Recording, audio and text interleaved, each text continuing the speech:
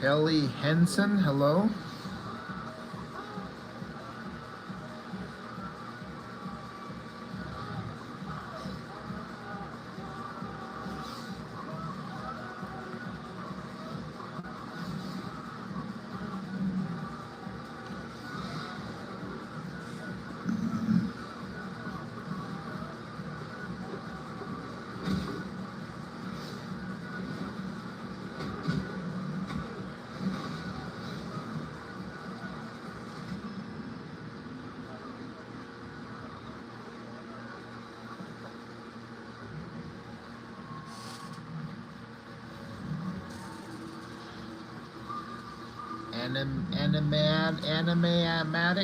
Animematic heroes. How's it going?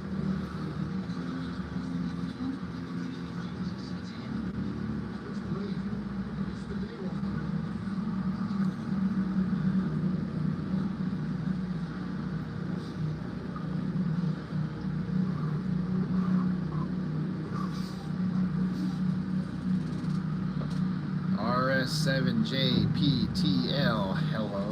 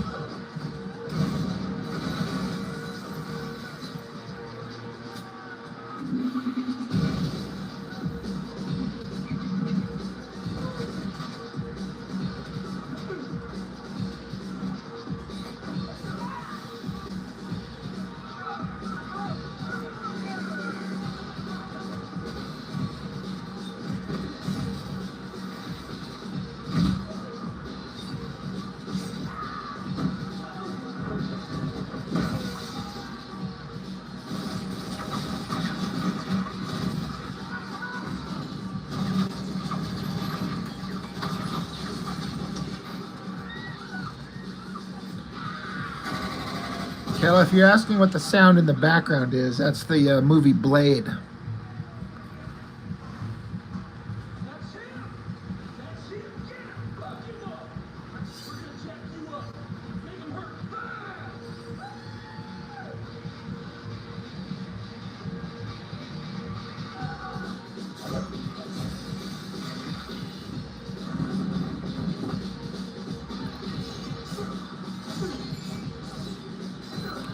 Just something to have on in the background.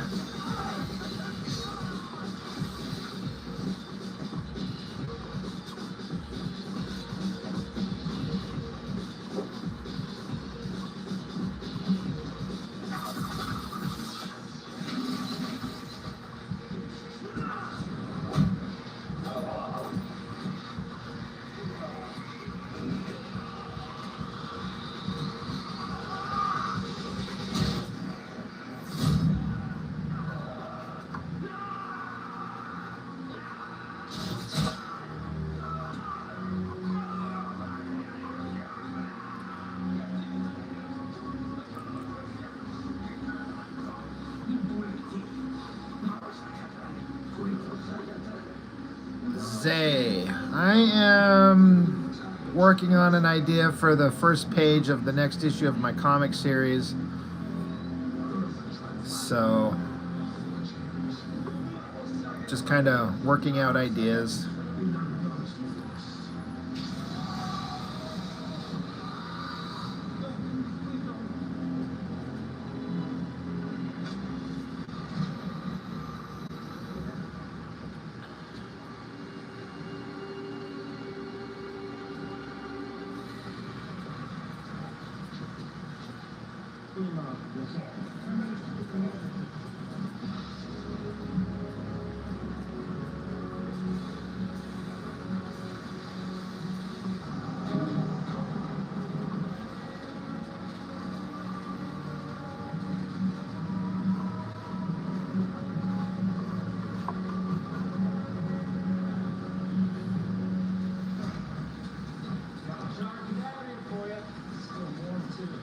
animal lover. I am, that's funny, I just answered this question. I am working on a drawing for the first page of the next issue of my comic series.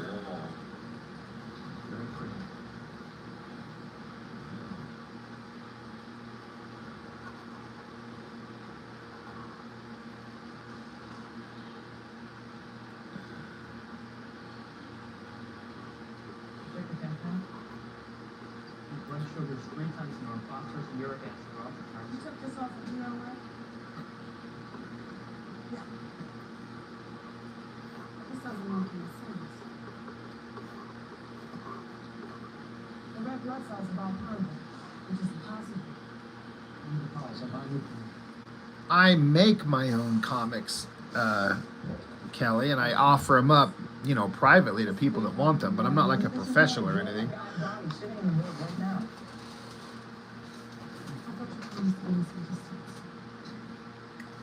just want you to come down and take a look. Like, here's some other drawings. Like, this is a drawing I did the other night, or one that I finished the other night. Don, we've had that conversation.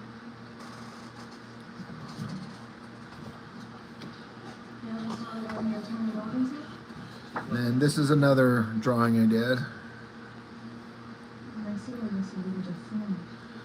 And this is a recent one. We'll go ahead and start the line and check the tracheal mucosa.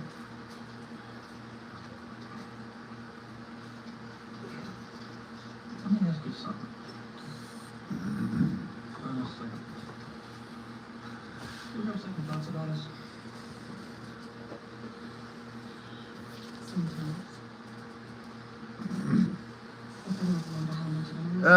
The name's still up in the air. I haven't released. This is a new series, and I haven't put out the first issue yet. I'm still waiting on my inker to finish up the work he's doing before I, you know, release the book. But I'm going to start working on book 2.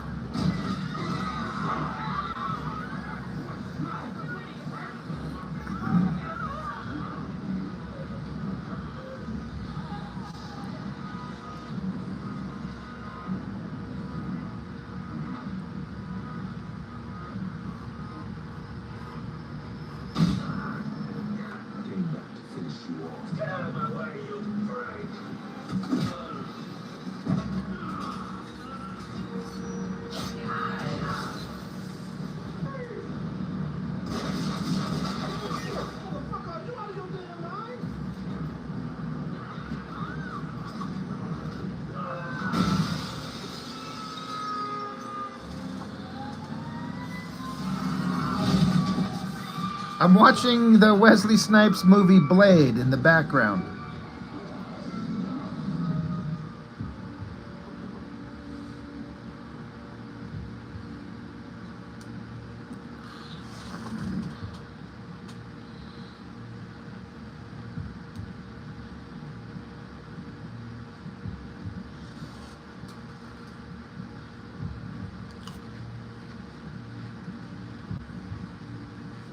Toads and markers, hello.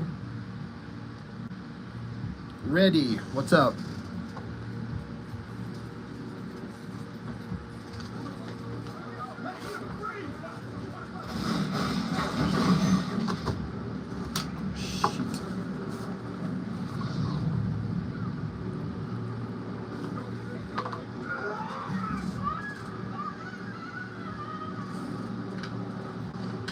I actually have not seen the Marvel Zombies trailer. I need to check it out. Marvel's been such a pile of disappointment in recent years. I don't get excited about anything they do anymore, ever. They can only screw us over so many times before I'm just done giving a shit.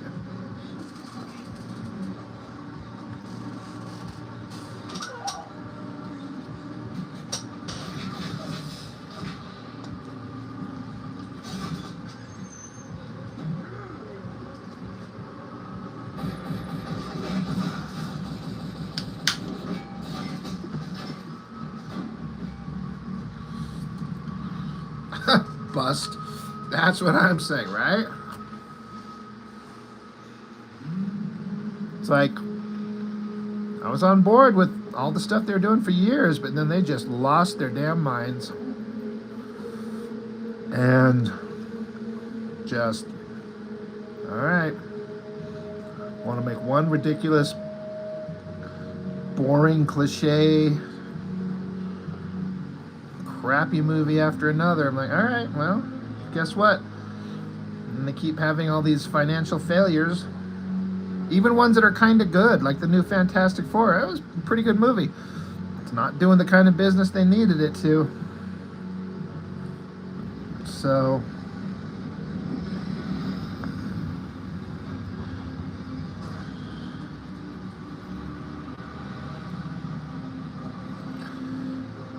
yeah, and already I just kind of stopped caring.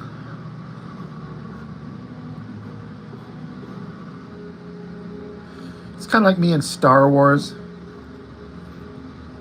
Star Wars is just beyond dead to me. I grew up with it as a kid, you know, because I'm an older guy, and it was like the greatest series ever. And Disney ran it straight into the ground. And I don't care about. They could announce a whole new trilogy. Don't care. It's just beyond redemption.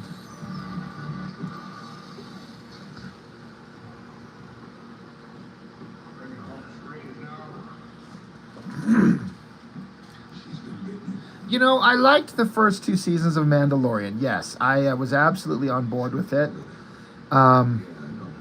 But then the Book of Boba Fett just sucked the life out of that for me, and then I never bothered to go back to season 3 of Mando, and now I'm kind of like, I actually don't care about that now either. You know, but it did have some really interesting ideas. They gave me what I consider personally to be the only true follow-up appearance of the real Luke Skywalker in Star Wars canon. I do not think of that stupid ass whatever that movie was, the second movie. I can't remember the name of it, with Rey, where she went and found Luke Skywalker and he's drinking like alien cow milk straight from the tit. That wasn't Luke Skywalker, but the one they had in Mando, that was Luke Skywalker. Even if it was kind of iffy CGI, it worked well enough for me.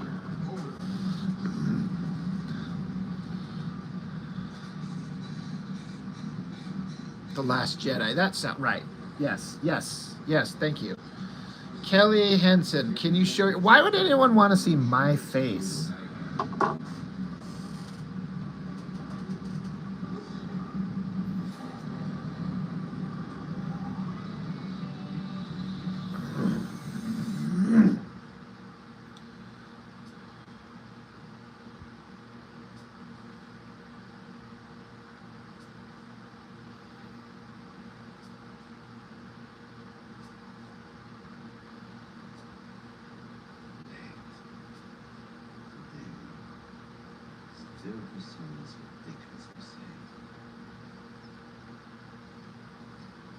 How many died? We don't have an exact count. Kind of been used in mind. So There, Kelly. That's me right there. That's my beyond handsome face right there. There you go.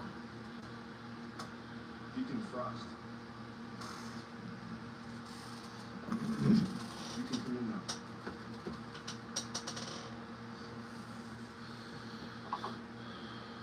Roland, what's up, my dude?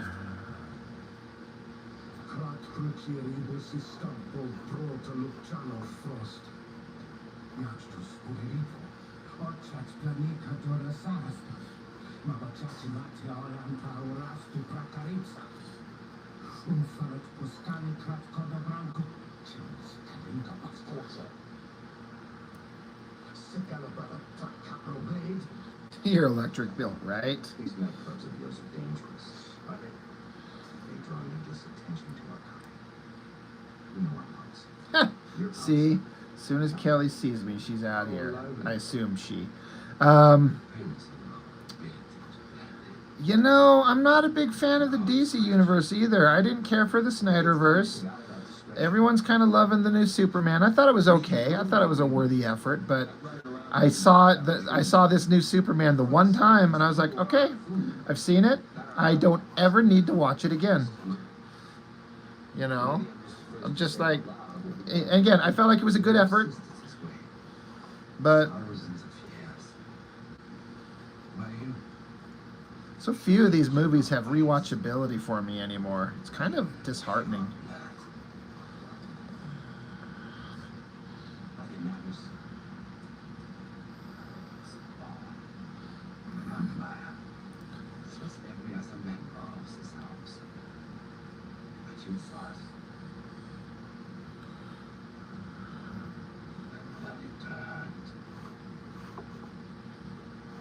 The world belongs to us.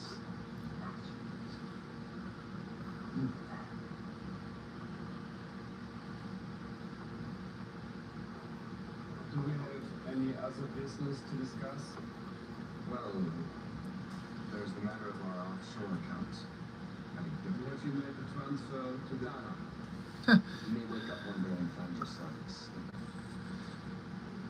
People got hope or whatever after watching Superman. Really? I hadn't heard that. I wouldn't be surprised. That people would say that. Fandom has taken a whole new thing, a whole new kind of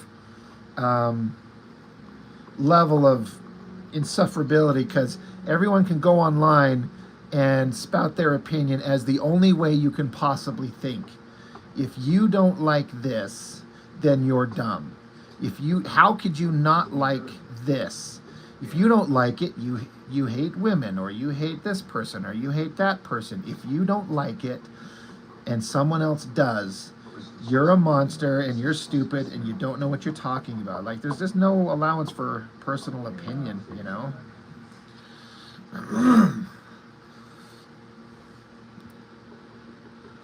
But yeah, Superman was fine, but you know, whatever, no big deal.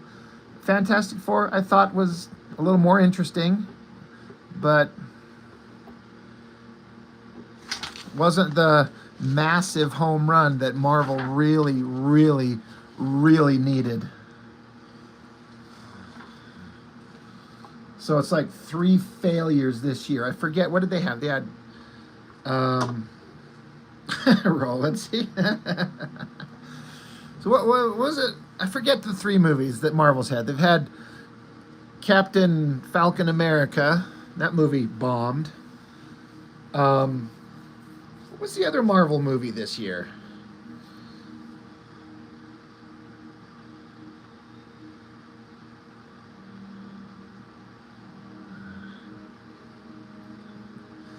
Oh, don't worry, Michael. I'll get your 3 chest hairs on there.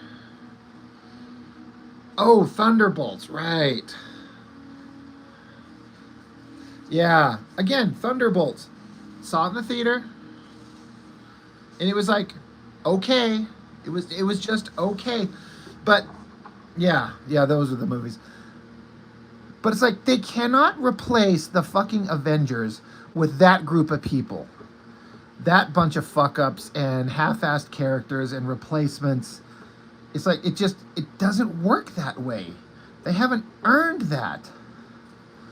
Just because we might like an actor or actress, it's like, it just doesn't work that way.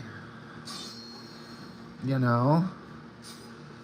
But they had to move on from the original Avengers crew because obviously they got old, they aged out, they got done.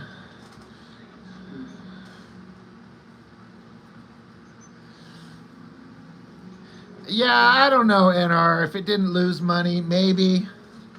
But, you know, Marvel doesn't spend $300 million on these movies to just make that money back. And I know you're not necessarily saying otherwise, but, I mean, they need it to be a $1 billion hit. And it was so far from that. And it's just, like, you know, it may not, it may have broke even, but that's not a success, you know? They need a $1 billion franchise for them to say Marvel's back. Um, so they just lost it, and I don't want them to fail. I'm not one of those guys that's like, I'm glad to see them fail. That's not me at all. But they lost their way some big time, in some big way. And I don't know what the solution is. I know what part of the solution should be is they should fucking stop making movies. I especially feel this about Star Wars. Just stop and let it go away and let us miss it, and then come up with something really interesting to validate the return. And so now we're anxious and anticipating, but when they have like a nonstop flow of content, it never ends, and then they just start making crap filler, and even what should have been obvious home runs like Daredevil are at best just kind of, it was okay. It was okay.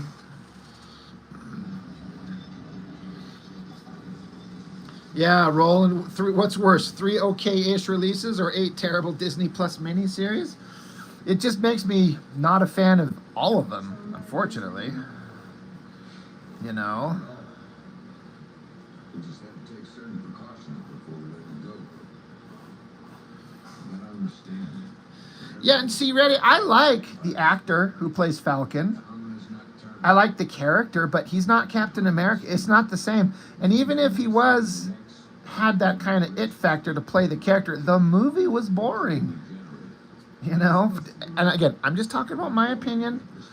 It wasn't the big home run that they needed. There was huge cost overruns on that, discussed all over the place. Reshoots and redoing, trying to, make it appeal to everybody.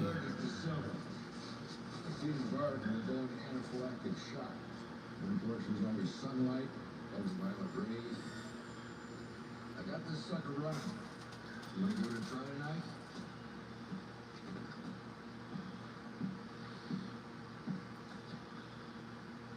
Yeah, Roland, they had that guy, I forget his name. He looked like he would have been a good fit for the character, but they kept starting and quitting, making a new Blade movie. And eventually, the actor, you could just be like, you know what? I am done sitting around waiting for this stupid thing to happen. I'm going to bounce. And that's another one of those yeah, I get it. Blade, myself, a few others. We try to keep it from spilling over onto the streets. Sometimes people like yourself get caught in the crossfire. I have plenty of those. I can go to the police. They are the police. You have to understand they're everywhere. Chances are you've seen them yourself and didn't know. In the subway or in a bar. That's what they say. You guys just patch me up and send me my money. Here. Vampire maze. The silver nitrate essence of our. Addie, hello, how are you? Be careful. Yeah, Roland, Feige couldn't fit Blade into his plan. I don't know. I mean, if that's what they say, then, all right, well, that's what that is then, I guess, but... Daylight. You find you're thirsty, regardless of how much you had to drink. I suggest you take that gun and use it on yourself. That's the alternative. I'm glad you are awesome, Addie. I drink a lot of water today, a lot of fluids.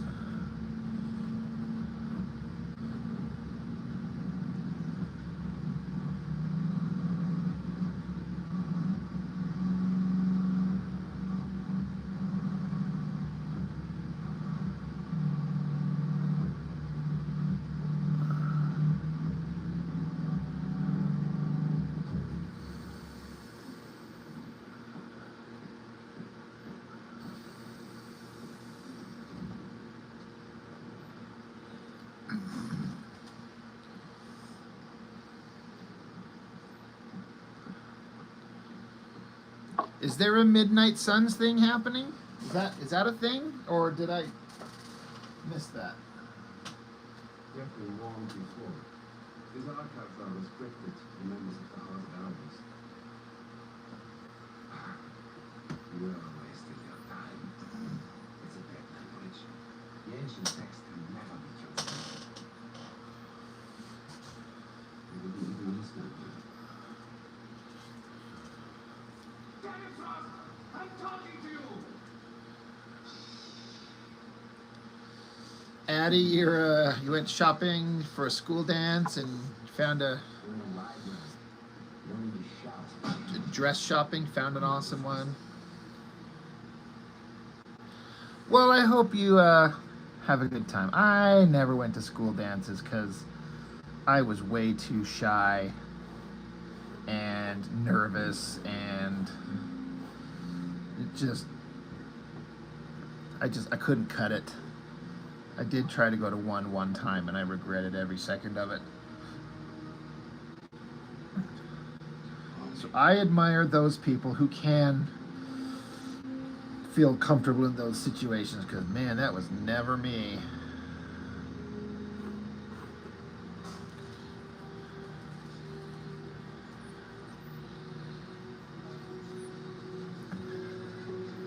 Yeah, see, Addie, the thing is, I was one of those guys that's like, I could not get past my shyness. It just would not go away, and I could not. I was just. You'll go and have fun for me.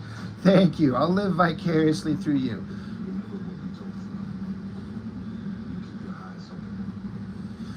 And you know, talking about the Midnight Suns, I just want Marvel to like do like a really scary, like horror themed R-rated Ghost Rider.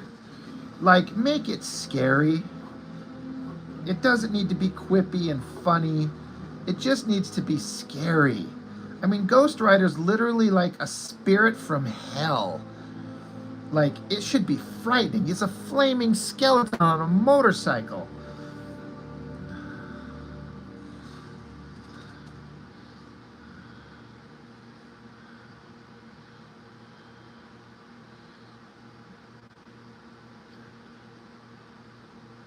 Gore, right?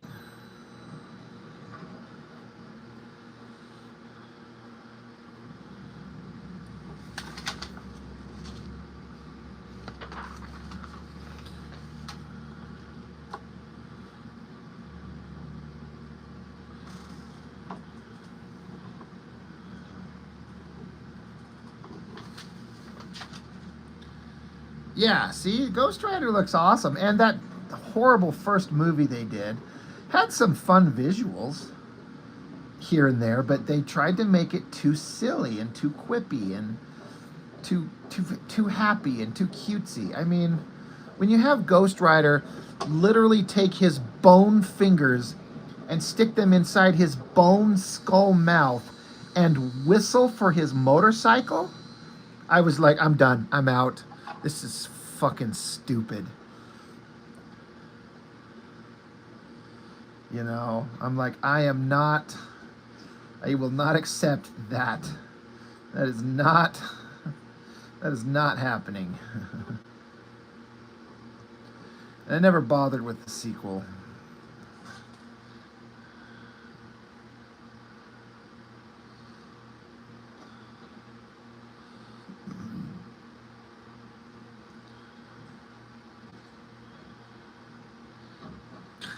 Ghost Rider's supposed to like shove his hand down someone's throat. Well, see, Ghost Rider's thing is he gives them the penance stare, which he picks them up and he like stares into their soul and makes them feel the pain of all the pain that a person has inflicted on others. They now feel all of it at one time, and so they can feel the evil that they've done. And that could be a pretty horrifying thing, but I don't know. It's like they want to make these movies appeal en masse to everybody, so they make them lighthearted and cutesy.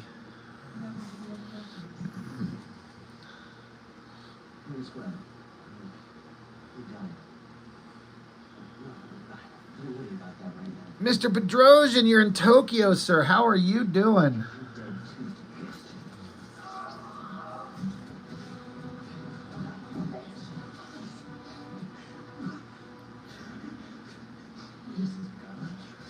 Yeah, we said we're working together. Yeah, ready? Yeah, Ghost Rider, I mean, when you're like a ethereal spirit from hell, you know, yeah, Ghost Rider should be and is one of their most powerful characters. So, but it should be a movie with Ghost Rider should be scary. It should be a horror movie.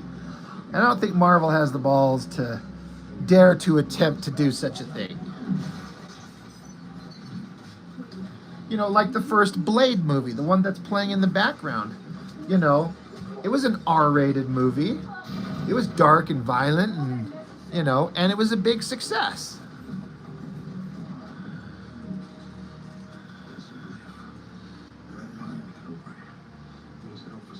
Oh, it's Saturday morning all the way over there. Crazy.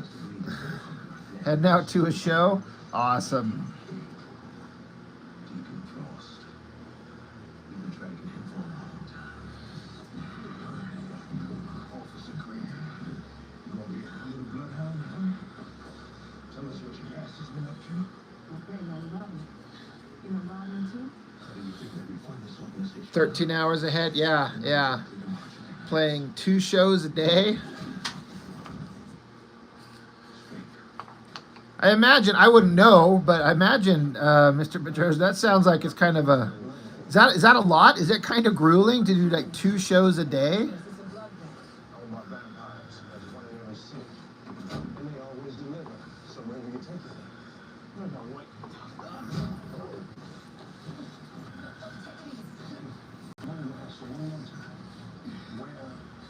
Yeah, I mean, it sounds like it. I would imagine it might be hard to keep the energy up sometimes. But that's why you're a professional, right? I mean, there's a reason that some people make it and some people don't.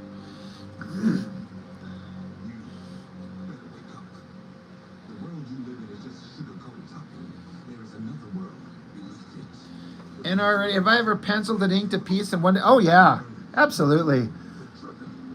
I was doing an entire comic book page penciled and inked in one day when I was doing my last Master's End He-Man volume. I was drawing penciled and inked page a day. I can do that.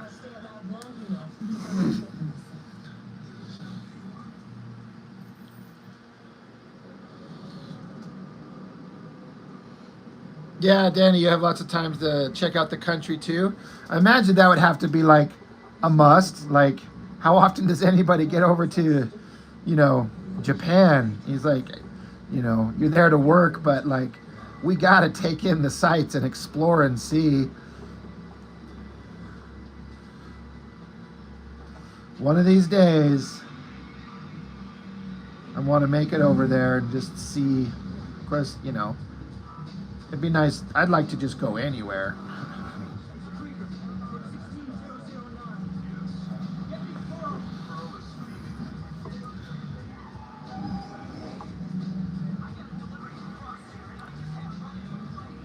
Well, see, and already, like this thing, this rough sketch pencil, I mean, I've basically taken this sketch for this page of this comic about as far as I'm going to with this blue pencil sketch. I can do the light box on top of it and do the finished pencils in 2 or 3 hours at most, and then ink it, you know, 2 or 3 hours maybe. So I could definitely finish this page in one sitting. Obviously, I'm not going to do that tonight because it's, you know, late. I'm not under any kind of deadline, but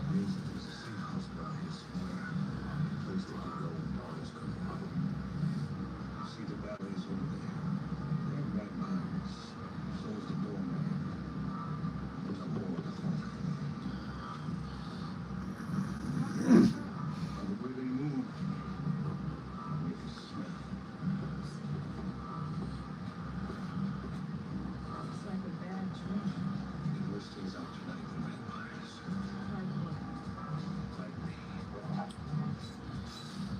that's your 15th trip to Japan. That's awesome.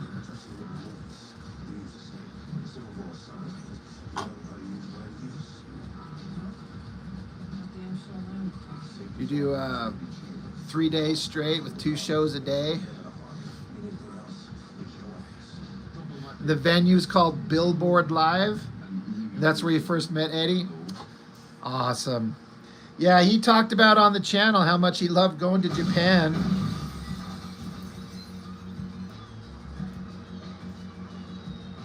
I liked watching the videos where he would show all the places he would stop in and look at comics and art supplies and Zipatones and things like that and get his haul to bring home.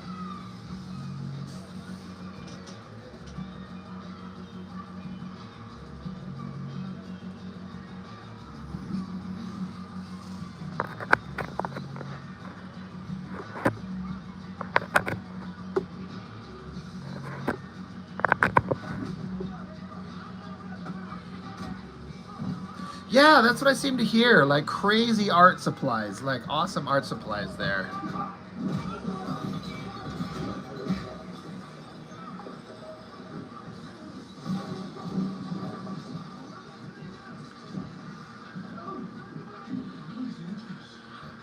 What is it starting to remind you of, Addie?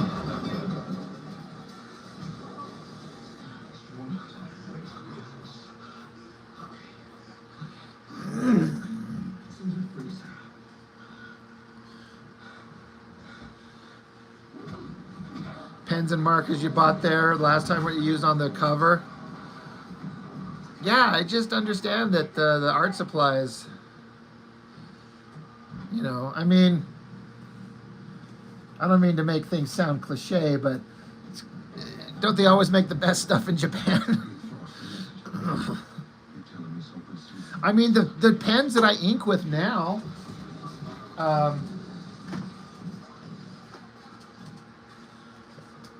I assume they're Japanese. Fuendosuke, I am probably pronouncing that completely wrong.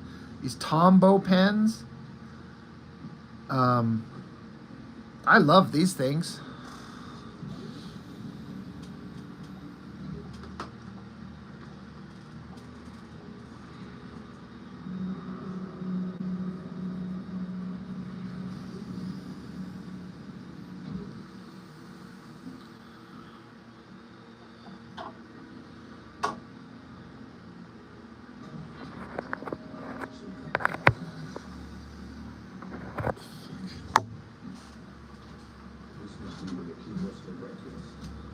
Isn't this just a little hot?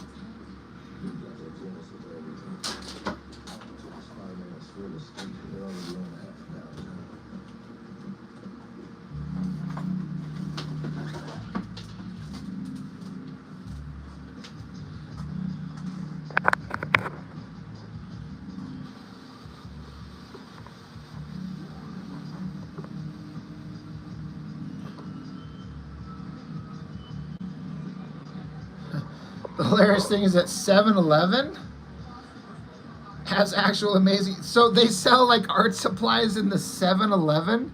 Seriously? I guess I would go to show like how big the art culture is over there, I would guess. I'd love to walk into a local 7-Eleven and pick up some awesome art supplies.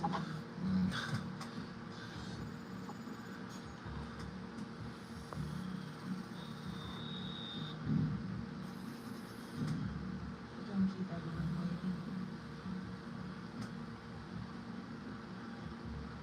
waiting. Kevin, yeah, that's kind of what's going on here.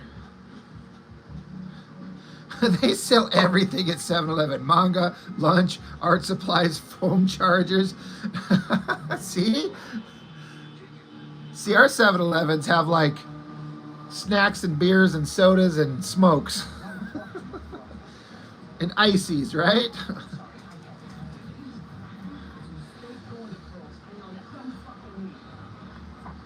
But yeah, Kevin, this is my character that's supposed to be an obvious and intentional Wolverine ripoff. In the issue 1, he got his arms cut off, his head cut off, and he got stabbed through other parts of his anatomy. So they're putting him back together, which is why his head is severed and he doesn't have any arms. Ross, it's about Blade. Ross, this is important. Blade was waiting for me. Look, the usual goal is bait. You're stupid enough to tell shit. I didn't know it was gonna be there. It's a trap, see? Don't worry about it. It's no problem. Just stay in.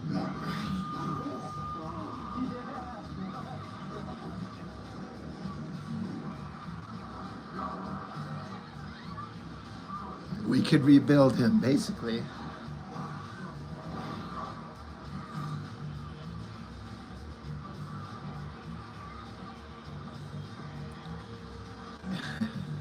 Yeah, Addie, you got to prepare for your school dance. You know, which I know you said is in a couple days. We got to be prep. You got to be prepped.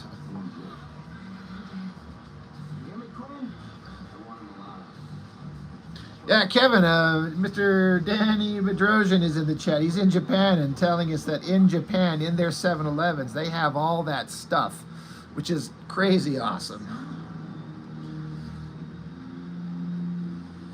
It'd be like a one-stop shop. It'd be like a Walmart, except a convenience store. Well, thanks for stopping in, Addie. It's always good to have you chatting. This must be Pearl, the record keeper.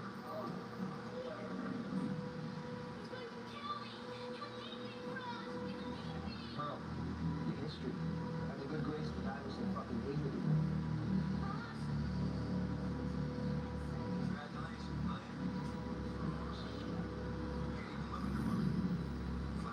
It'll pass.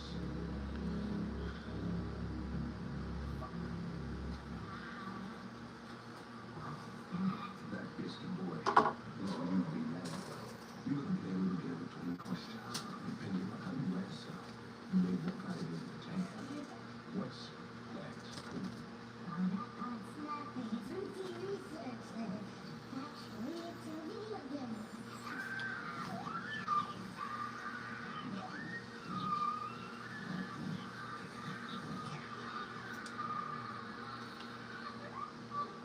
That must have been prophecy.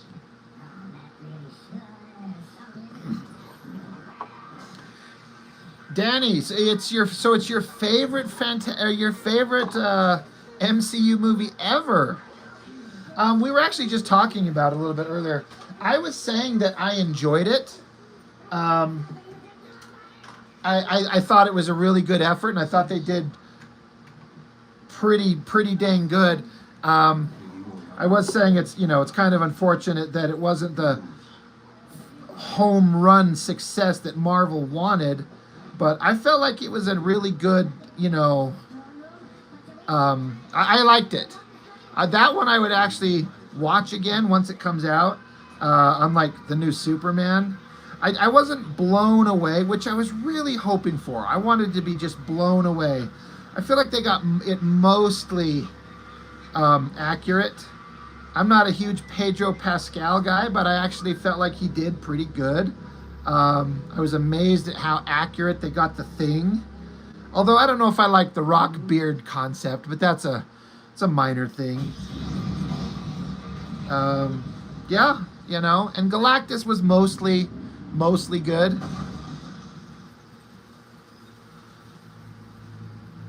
I don't know what they should have done, but what did they make him trip and fall into the portal? I thought that was a little bit like, all right. I mean, I guess if that's how Galactus goes out for the movie.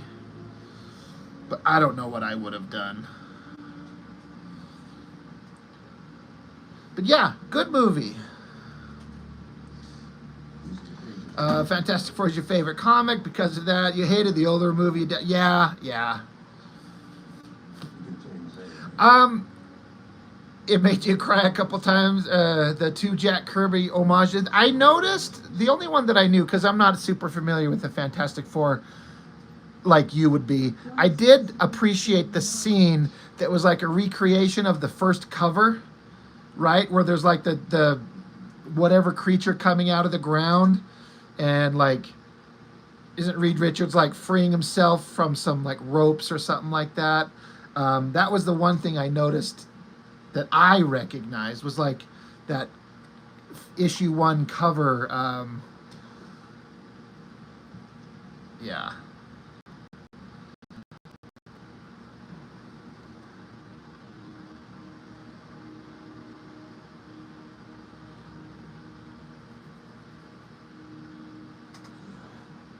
Hola, amigo.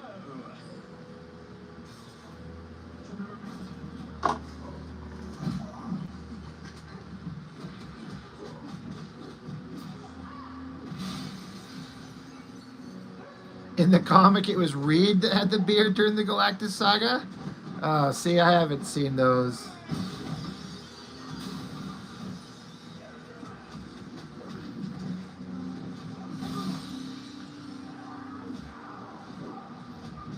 He was too busy to show. I mean, that would make sense. When you're trying to hold your own against Galactus.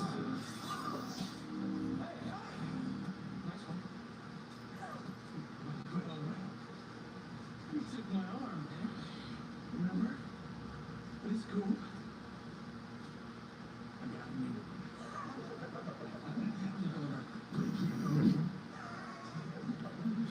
you can slice him, you can dice him, but the Queen just keeps on going.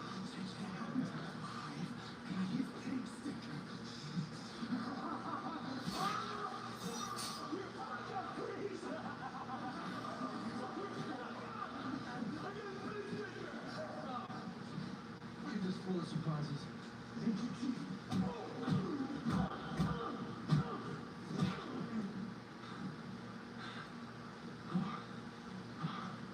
Stay with me, sweeties.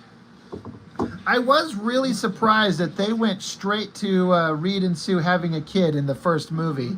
I don't know if that was the smartest thing. Just that, I mean, they went the first Fantastic Four movie, and the first thing they do is go straight to Galactus.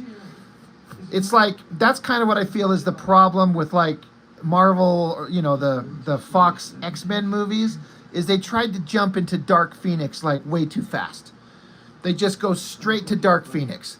It's like, no, to do this story right, you have to build up to it. We have to know the character as they are just anyway, and then she has to get these fantastic powers, and then she has to be manipulated, and then she has to turn evil so we understand, blah, blah, blah, blah, blah, blah. You know.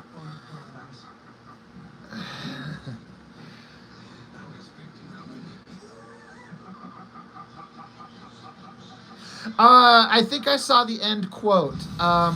Also, there was some numerical. I can't remember. I've only seen it the one time.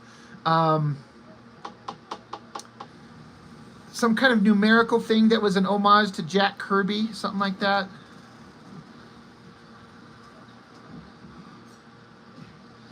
Dan, you like that? No more origin stories. That I get. That I do get. I mean, it's like we don't need to necessarily see the origin. Like, I don't need to see Spider-Man's origin ever again. Earth 828. Yes. Okay. Right. Yeah. Yeah. The 60s futuristic aesthetic. I've thought personally for years. I said if they do a Fantastic Four movie and they want to put them in the Marvel universe, I'm like, they should just put them in the 60s. Just have them be a team that was there. It was around for a couple of years, and then if they want to integrate them into the modern Marvel universe, just have Reed have like, we went on some crazy intergalactic adventure and we've been gone for decades, but we're back. Here we are. And people be like, oh yeah, the Fantastic Four, remember in the 60s? Yeah, Danny, exact same thing for years. Yeah.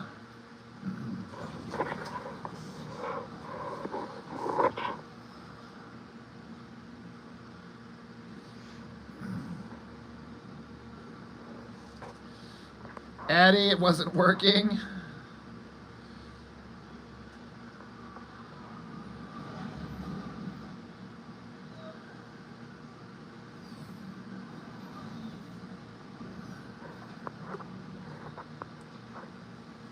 I would love to see like a biographical movie of Jack Kirby. you know, kind of like they do movies of musicians and stuff. Just show us a story of this guy's life and how he sits down at the drawing board and just starts cranking out all these crazy, awesome concepts that we all know. And then some people just don't know where they come from. I like to find out stories, you know, movies or whatever, stories about real people and how they kind of got to be where they came from.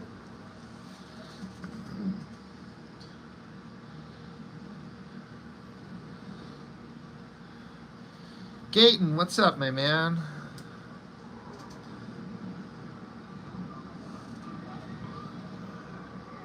Addie, we can't have a movie of you. You're way too young so far.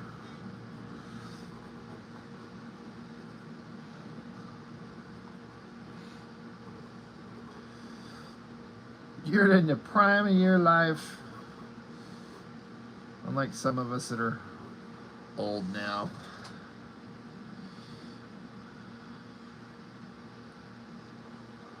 I'll have to look that up, Danny. Let me see.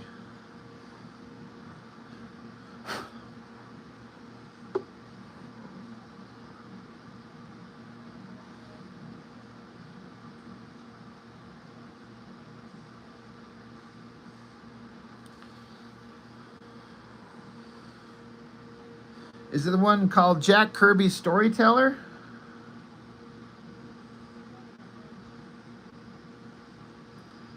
I'm gonna save that to watch later.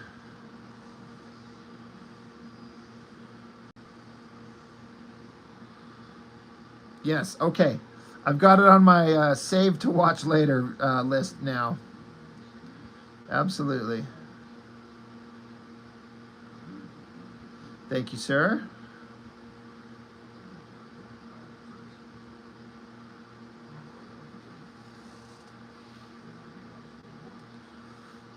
I need to get that Tom Scioli,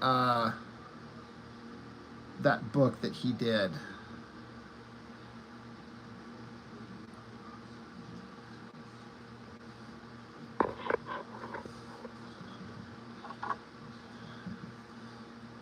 That Stan Lee book. I remember they were talking about how there was a part where there's a conversation between Stan Lee and someone else, maybe it was Jack Kirby, and there's debate over who said what. So Scioli had that the dialogue balloons were hovering above the characters, but he didn't have any pointers pointing at any one of the two people to leave it intentionally vague. Like this conversation was had, and one of them said this, but we don't know who. I like it because it's from an artist's perspective. Awesome. I'm excited to see that. That's okay, Addie. You can type nonsense. That's okay.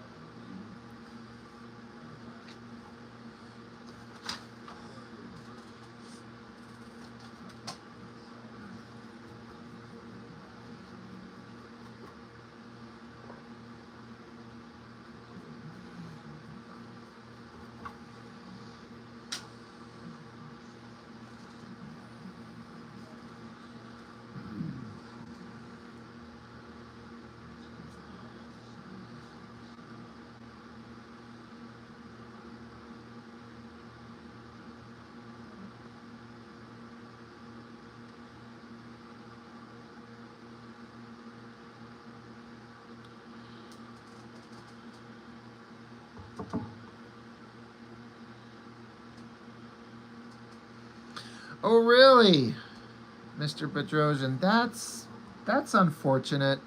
You're 100% correct, though. One soured meeting can kind of you know, turn a person off forever, right?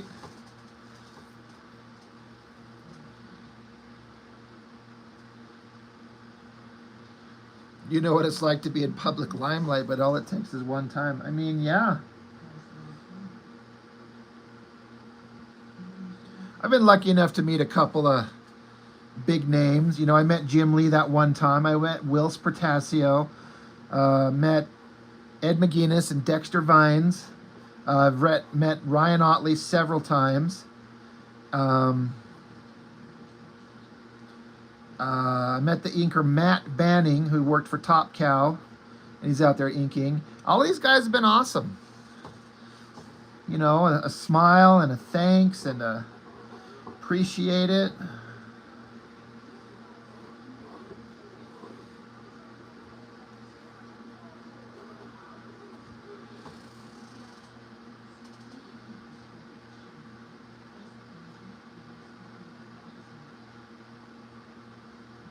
Yeah, you only get kind of that one time to, you know, leave a bad taste in someone's mouth, and it's like, well, all right, well, guess I don't need to worry about that anymore.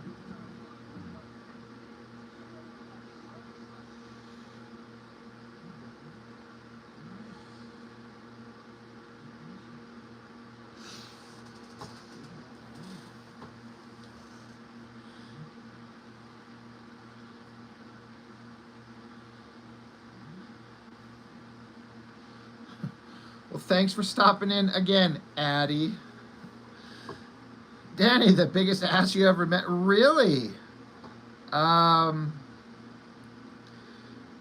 it's one thing he was like nice to you and George, but the fans and stuff and the young members of the band, dude, that kind of sucks, because I've seen the kind of persona he puts online.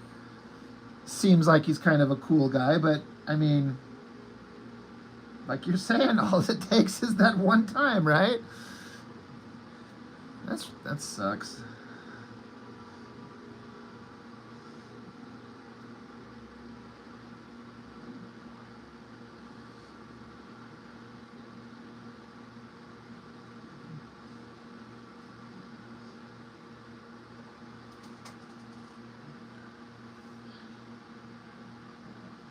Yeah, mean to kids. Oh, jeez. That's the worst.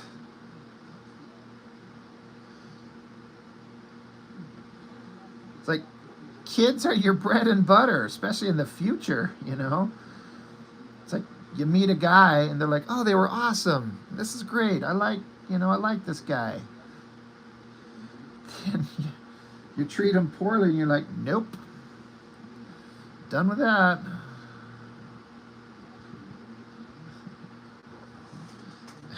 You know, this is like a really terrible comparison, but I got to meet live the first person that I've got to know through my YouTube channel just last Tuesday. There's a fella on the channel, Count Chocula is his name.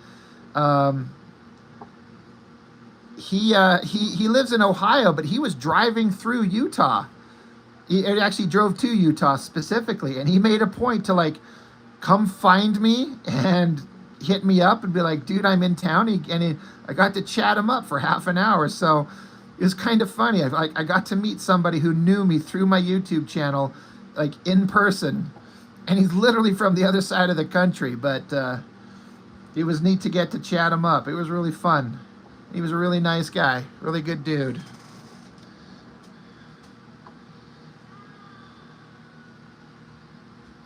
Holy shit, Danny, seriously? Oh man, I feel like I'd tell him to go fuck himself. I'm like, dude, stop treating. Oh my gosh, that's harsh. Holy crap. He's being fanboy to you guys? Oh, that's not cool. Wow.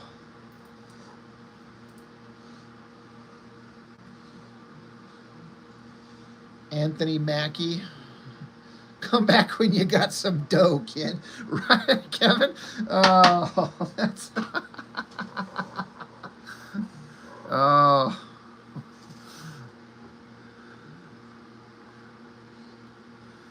That's really hard to hear. Because again, you want to imagine like these guys that you see in movies and TV and stuff are legitimately awesome. You just hope that they're awesome, you know. I hope that Robert Downey Jr. is as cool as he seems in real life, but you know, That's just a for example, but and everyone's human, but God, when you got that kind of level of fame, like you're a major actor in major popular Hollywood franchises that literally caters to children, it's like you just have to just bite your even if you're in a pissy mood, I'd imagine you have to just, I mean, I don't know, but you know, I imagine you just have to like kind of just bite your tongue and just be nice, because that's literally your income.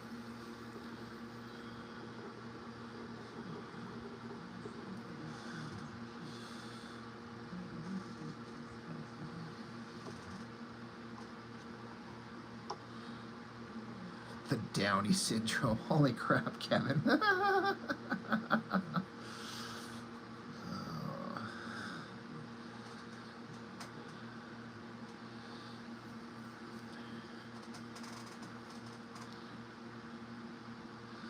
Jay Leno, Dave Matthews, like Dave Matthews band, that they're like that Dave Matthews. I always liked that guy's music. I don't know whatever happened to them or him.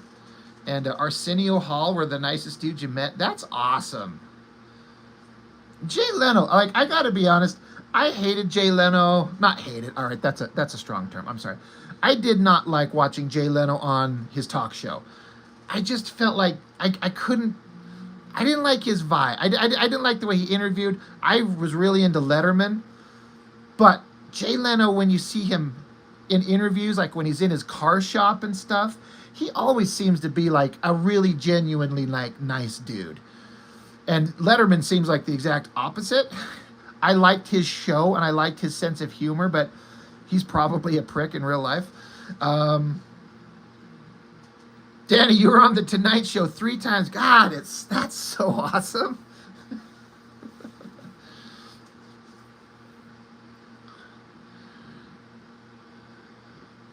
Letterman is funnier. He's a bit aloof, still nice. But yeah, that kind of seems like him. But yeah, Dave Matthews, man. God, I haven't listened to their music in so long. You know what, ironically, is one of my favorite songs that Dave Matthews did? Is that, like, he did, Dave Matthews and the Blue Man Group did that song. You know the song. I don't know why I thought that one was so damn entertaining, but I just loved it.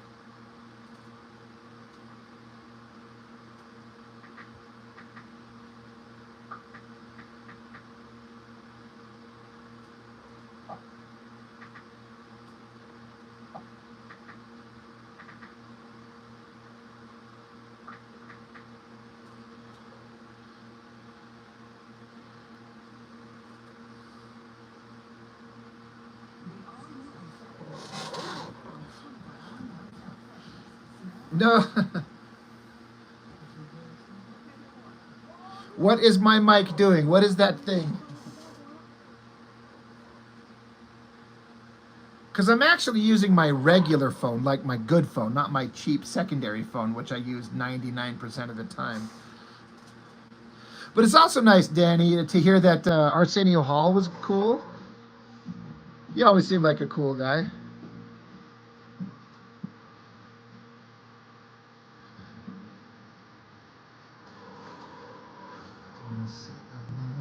I sing a song, sing right by myself.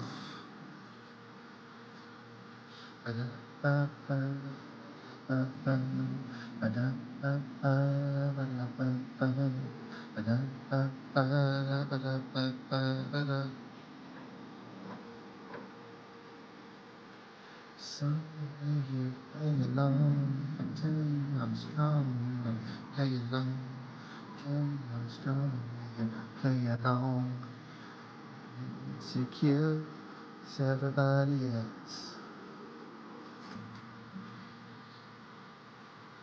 Yeah, I'm using my regular phone. My crappy phone had a dead battery, and I didn't want to sit around and wait for it to charge, so I'm just using my good phone. Pharrell Marais. Never seen this channel, but I'm liking the Bara. Probably meant Ara. I hope that's a good thing.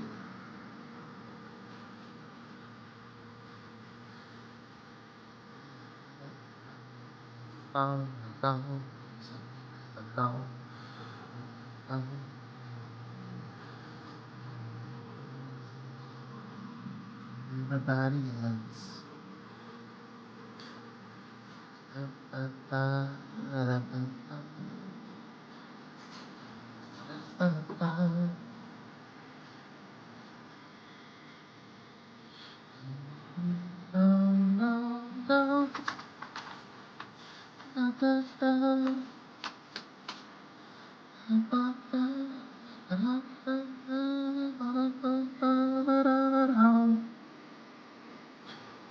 Well, thanks, Gaten. Yeah, I should probably do this more often with my good phone, not my shit phone.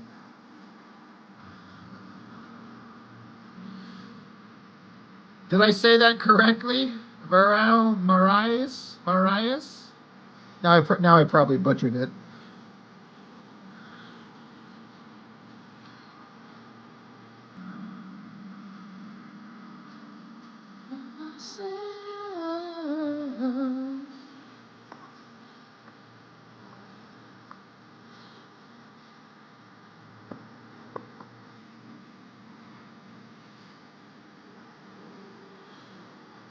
Thanks, Gaten.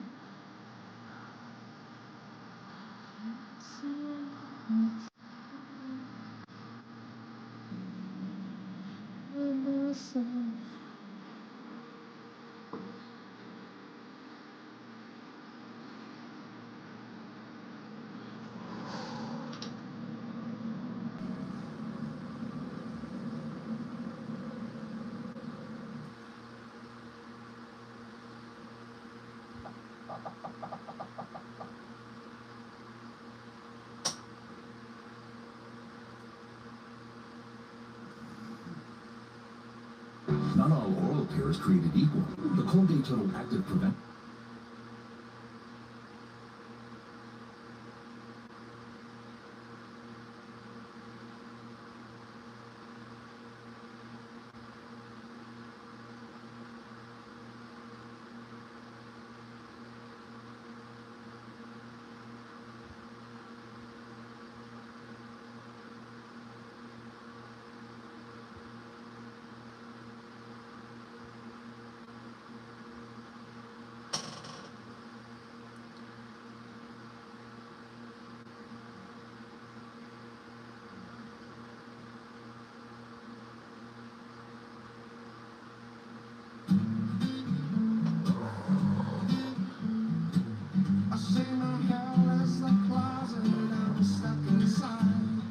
It's not a ball gag. Yes, it's...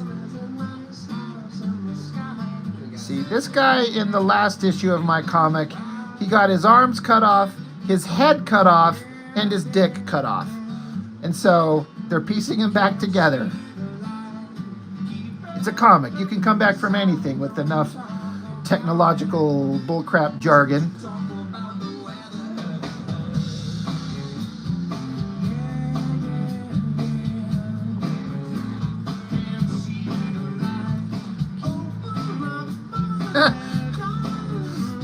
Well, it's a comic book character. They always have rockin' hot bodies. Male, female, monster. Yeah, or magic potion, yeah.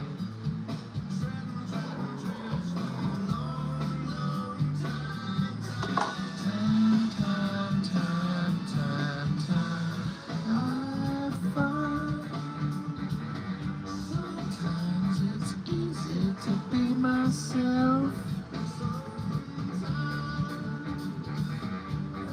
I find it's better to be somebody else.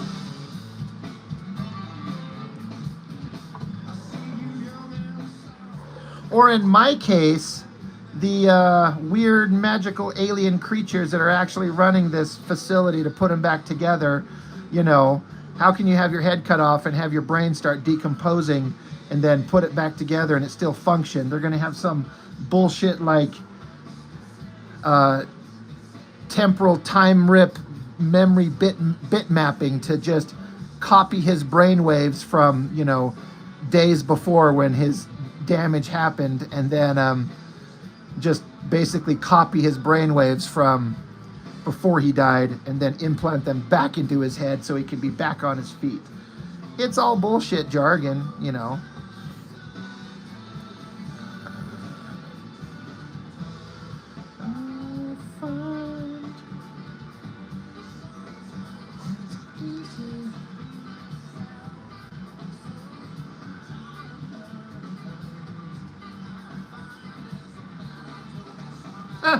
Is this ideal? It's what they have.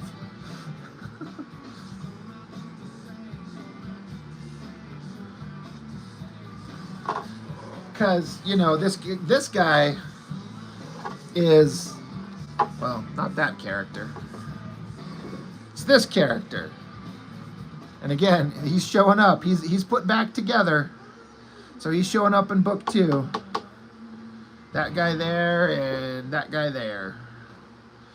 So he's on a vengeance run to find the guy who chopped his arms and head and dick off. So he's pissed. And he's got super arm blades. He's got like knives in his hands like Wolverine, spikes on the back of his fists, spikes that come out of his forearms. He's got spikes and knives everywhere. And his hands turn into like claws too. So, you know.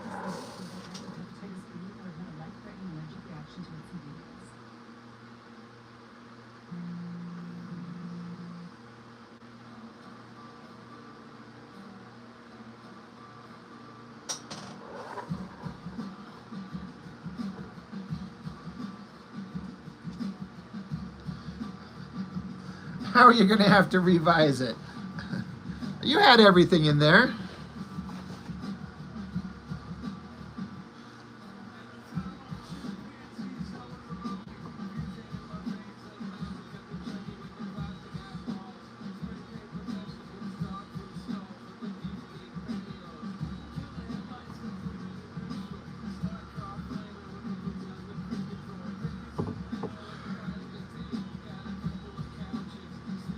Oh, God.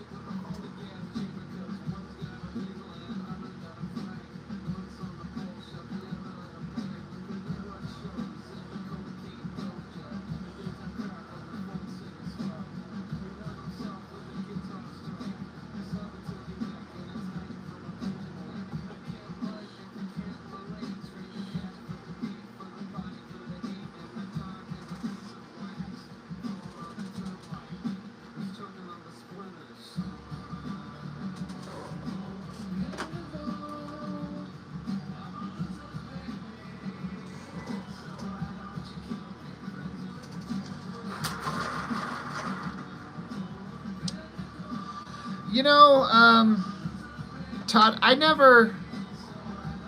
used to not, but having been fortunate enough to get to work with an inker, I needed to make my pencils as clean and clear as possible. And so I've started doing the blue line pencil and then light boxing. And I've found that I actually enjoy that process a lot.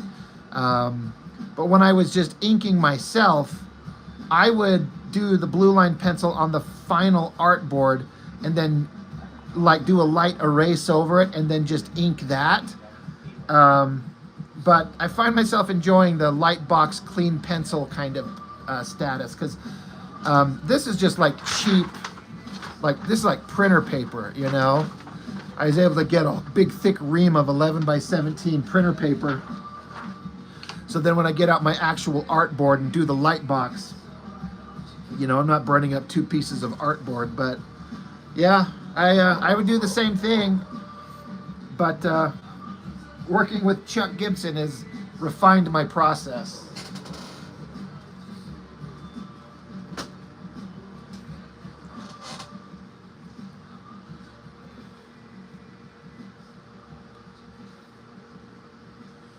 Oh, you threw them away. Oh, Todd. That hurts my soul. I mean, I get it. Oh, man. I 100% get it, but...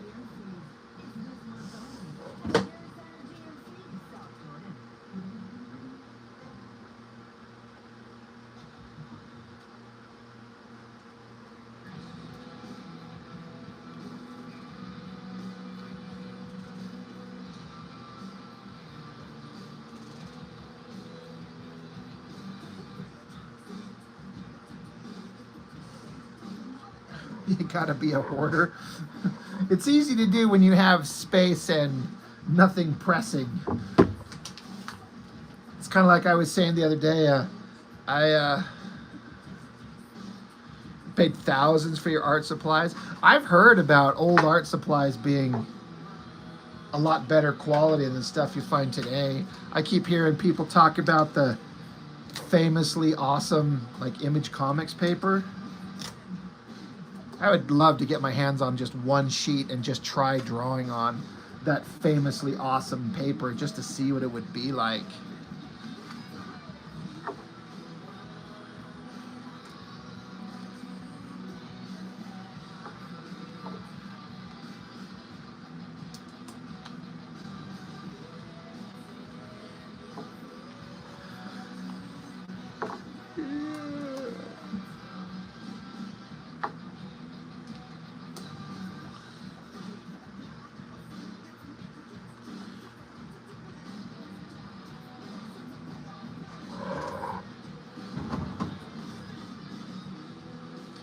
Thanks for stopping in, Mr. Danny Bedrosian. Hope you guys have a great show. Best of luck to you. Be safe.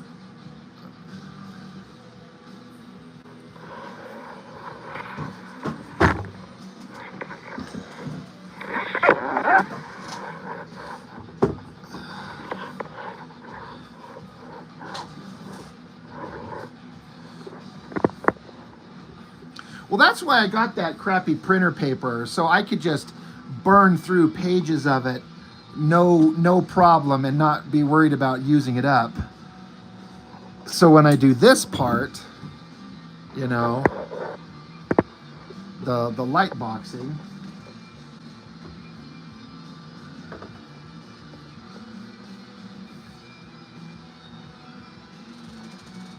isn't that crazy stories Danny was talking about, all the cool people he's met? I mean, he's been, you know, professional musician for 20 years, so it doesn't surprise me at all, but he gets to meet all kinds of cool people. Neat guy.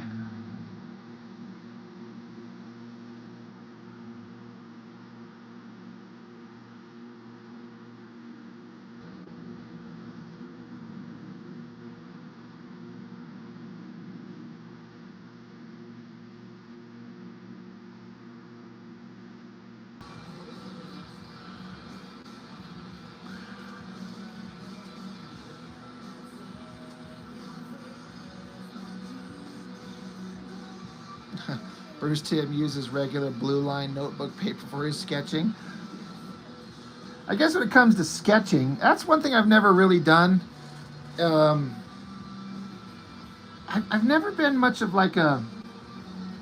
This is probably why I'm not as good an artist as I should be. Is like I've never been one to like have sketchbooks and just fill them with random ideas and, you know... I've never had a giant collection of sketchbooks. And I'm like, all the professional artists do it. They're always sketching something. It doesn't matter what you're drawing on, you know. Lined paper or whatever. It's just kind of doesn't matter. You just want something just to scribble on because you're just sketching, like it doesn't matter.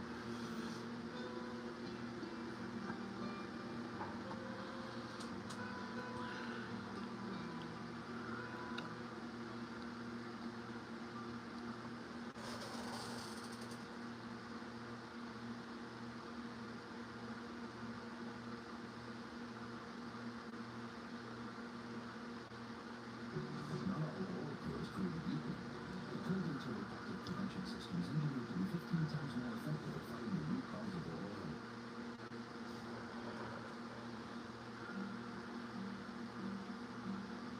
Yeah, see, Todd, that's me, dude. I mean, I'll sit down, like, the only time I kind of sketch or doodle is if I'm like, kind of like you're saying, I'm working out the roughs for an actual page or a finished piece. But I don't just doodle just to do random doodles that are just in my head and just wanting to get them out onto paper. Like, I know, like, Ryan Otley, the Invincible and Battle Beast artist, like, he's constantly doodling and sketching, and he would post stuff like he's on an airplane traveling and he's just drawing what's in front of him, and then he like turns it into like this crazy, interesting, like wild piece. I'm like, this guy just sits and sketches and draws all the time. And I'm like, I'm hurting myself by not doing it. But whenever I sit down, I'm like working on like a thing. Like, there's a thing I'm trying to achieve, and I'm going to work on this very specific thing. I don't just fart around doodling.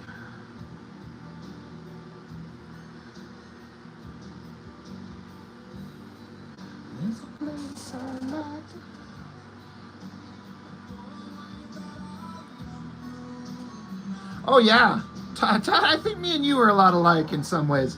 I'll remake a fully complete finished head figure 8 times over to only go, it doesn't, you know. Yeah, I've done that. I've redrawn the same page like 5 times once. Like, I can't get it. And this page has to look right. And sometimes I cannot get it.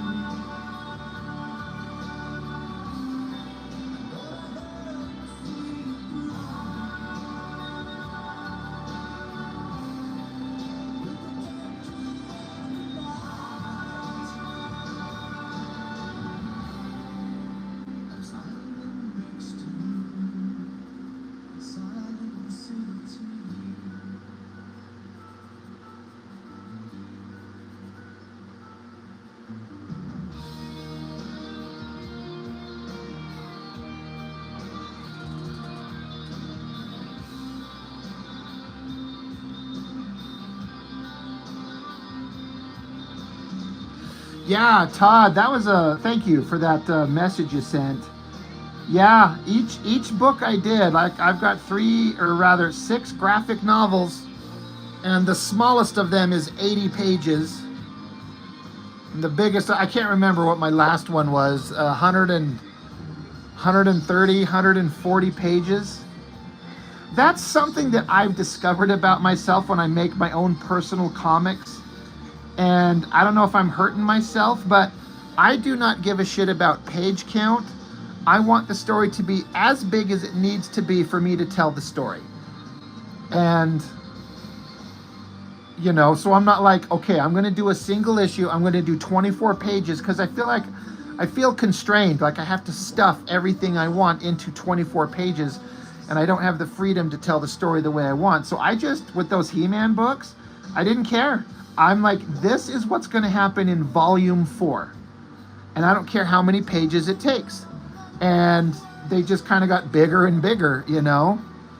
Although volume 4 is the smallest one. But that's kind of because I ran out of time, and like the first third of volume 5 was meant to be in volume 4, but I just ran out of time, so I'm like, well, here's an ending point. But yeah, and so it's kind of the same thing with these stupid like 90s parody bullshit books I'm doing. I don't pay attention to page count. I'm like, I'm going to draw as many pages as it needs.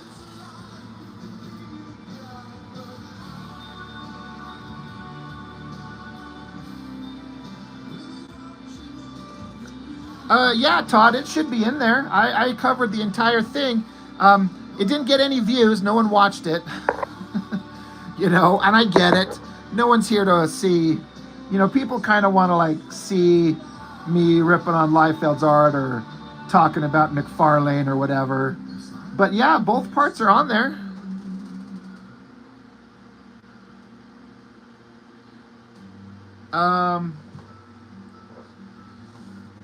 Let me pull up my channel. Let me do a quick search.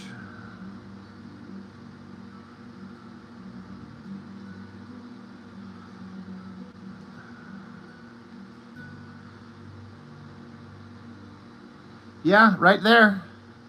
Master's End, Volume 6, Part 2.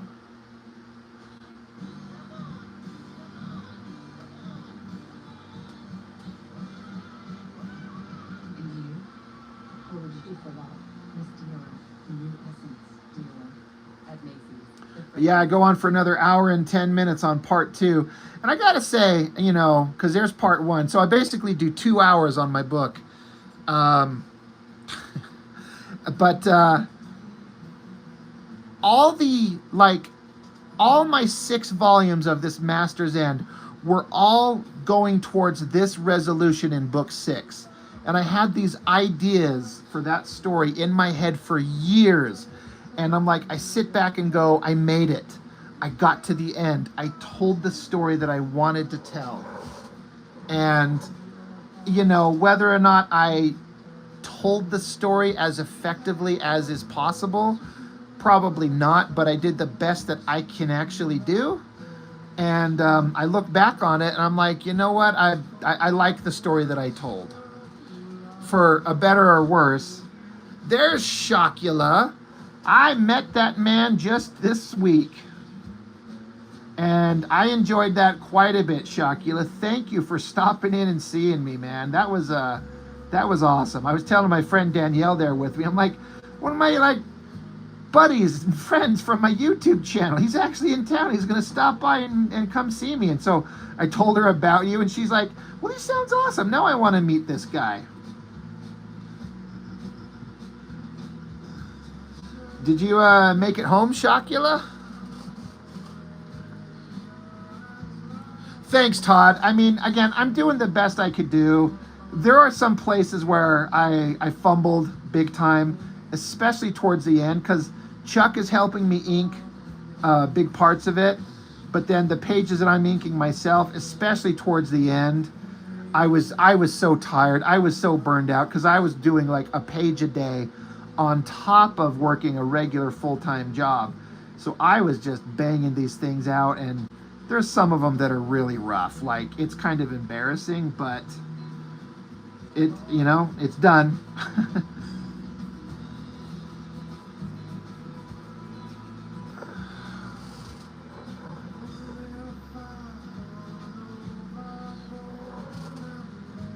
But yeah, Chuck Gibson, that's where he kind of like come on board to help me out. And his pages definitely stand out.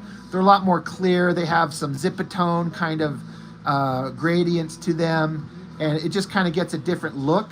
And they all look awesome. You know.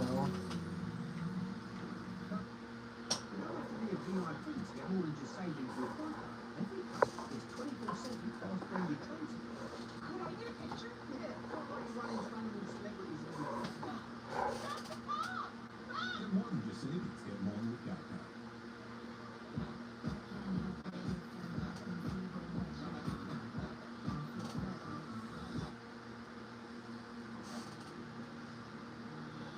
Thanks, Jackson Hunky. Yeah, there's a a lot of detail that's going to have to go into this because he's in water. So there's going to be bubbles. There's cables and wires. There's anatomy. There's shadows.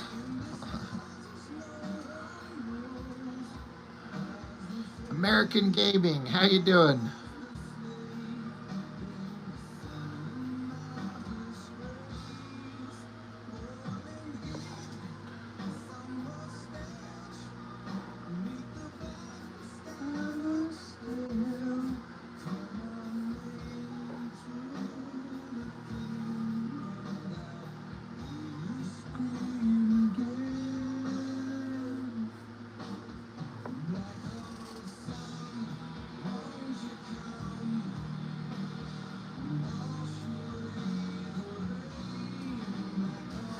See, Todd, you tell me these things now.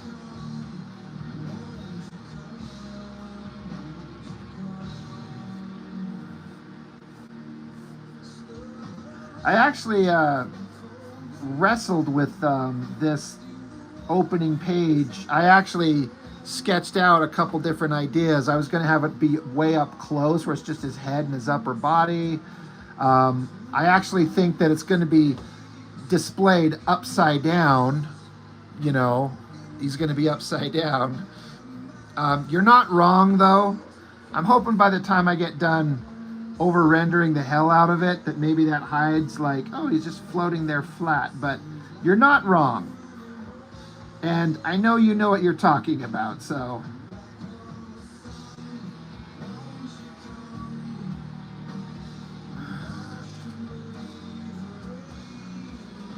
But yeah, American Gaming, thank you. I appreciate that. That's very kind of you to say. Thank you.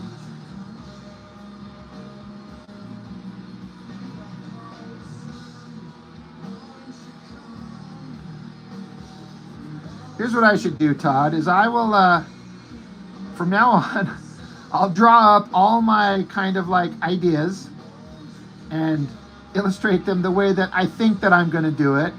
And then I'll show them to you.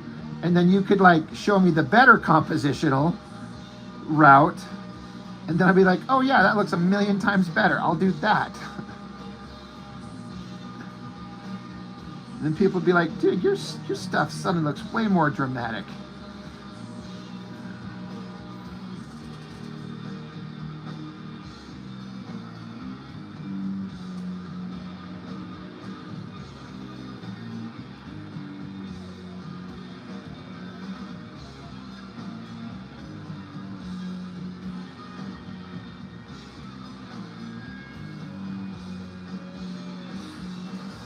Yeah, it's one thing to see a thing, but then when you try to like reproduce a good version of it. But again, there's a reason I'm not a professional artist anywhere. Yeah, American Gaming. I do stuff old school. I draw on paper with pencil and ink. I don't do that digital stuff. Because one, I don't have the devices. Nor do I have the interest in like stopping everything and learning how to draw with the digital device. I'm like, I just grew up watching people, my favorite artists, draw on paper. I'm like, you know what? That's all I want to do. I want to draw on paper, have originals, have something to leave my children.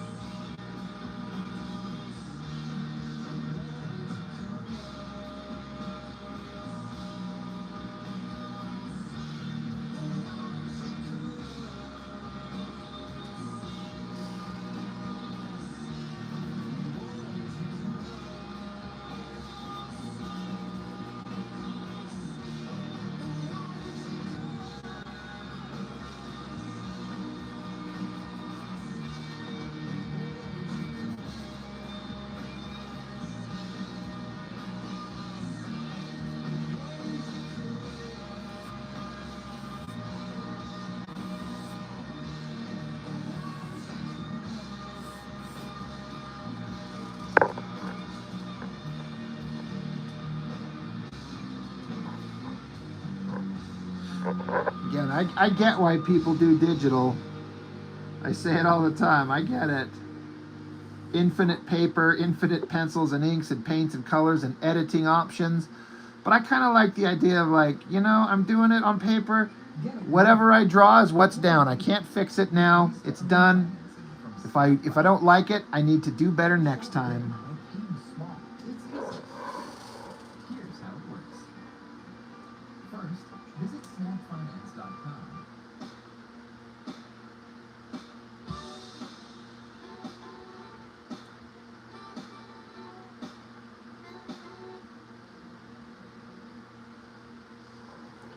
You went to a 27-inch screen. That's huge, dude. Isn't that kind of like what McFarlane uses? I know I've seen him do his drawings, and he has a giant-ass drawing board. You know, drawing digital tablet. It looks awesome.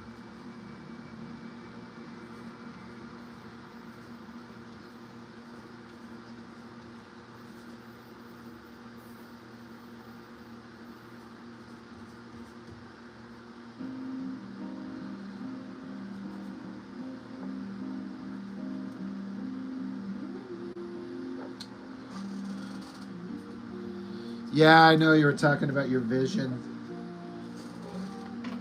Makes sense, though. Got to do what you got to do, right?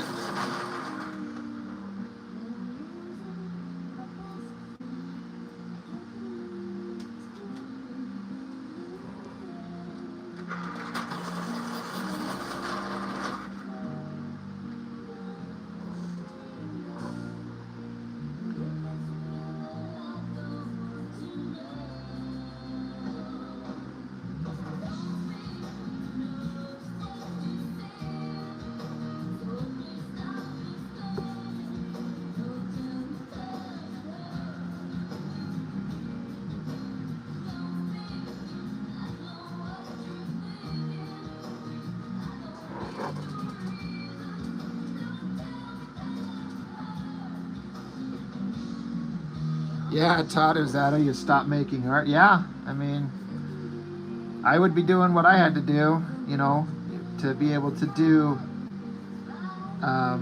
what I love for as long as I can.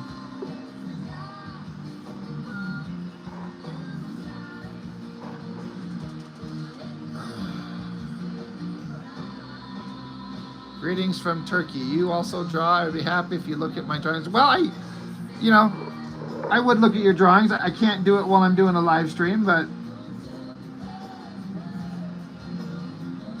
you could hit me up on the Instagram if you have one of those pages. I could check out your stuff.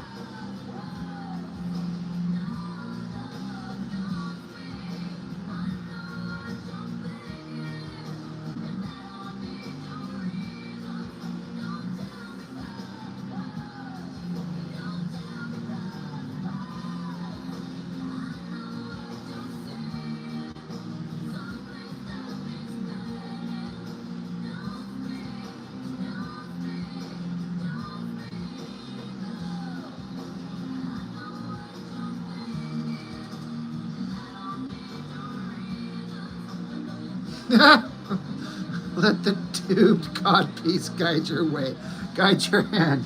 See? Oh my gosh, that's hilarious. Yeah, that's funny.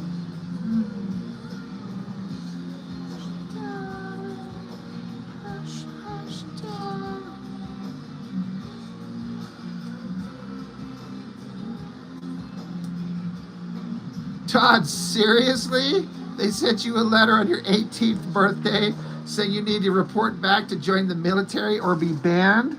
I'm sure you were like, oh, well, let me go find my passport.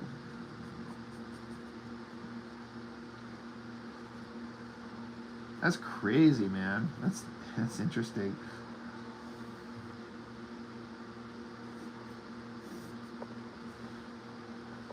You probably know this is great for business cards, but did you know we print everything you need to get your brand in front of fans? We print banners and signs that help your business stand out. We print postcards and flyers that get from the top. And we print must-have merch.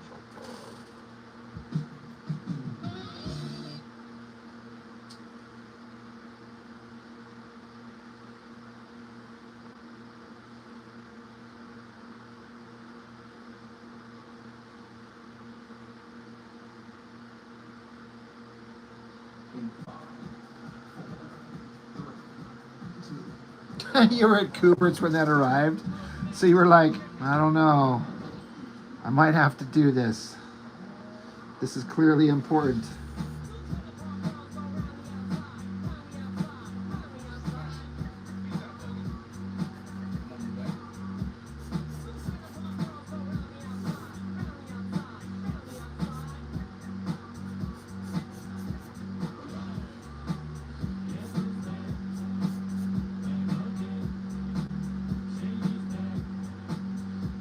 Some men.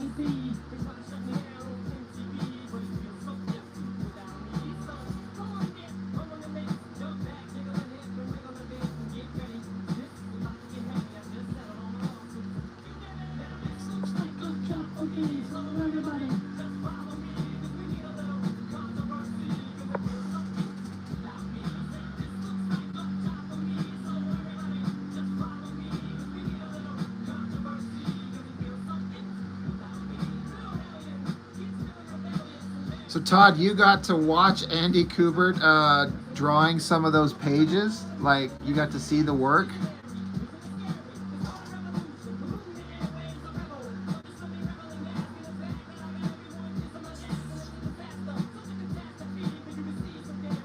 That is awesome.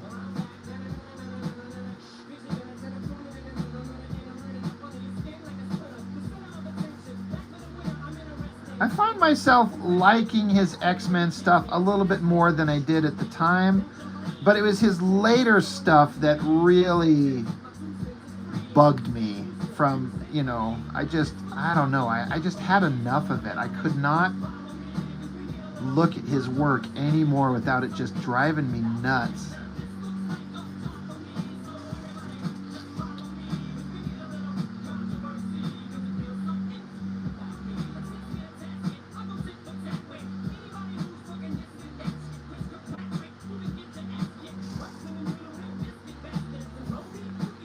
Boy, was he on it that long? You're saying issues 30s or... Because what was the last issue I looked at? 2021, something like that? I don't know.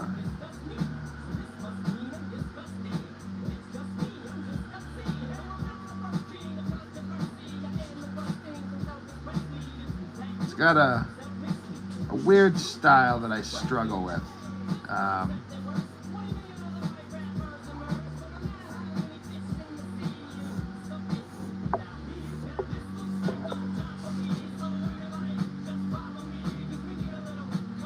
It was who inked him later on in life that is what you liked.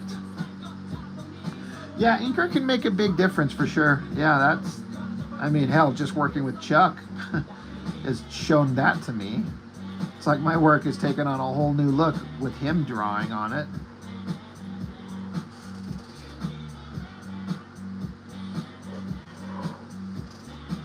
I like Humberto Ramos. The only work of his I read at length was his cliffhanger series, the Crimson, um, which I enjoyed a lot. I didn't really care for him exactly too much before that, but I picked up that book, Crimson, just based on the fact that it was part of the, the cliffhanger line with Danger Girl and Battle Chasers, and I liked it a lot. In fact, he was way more consistent than the Battle Chasers and Danger Girl art, in terms of putting stuff out on time.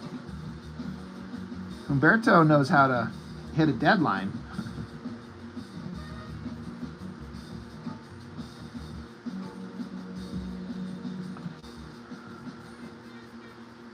Kellogg's Corn Flakes.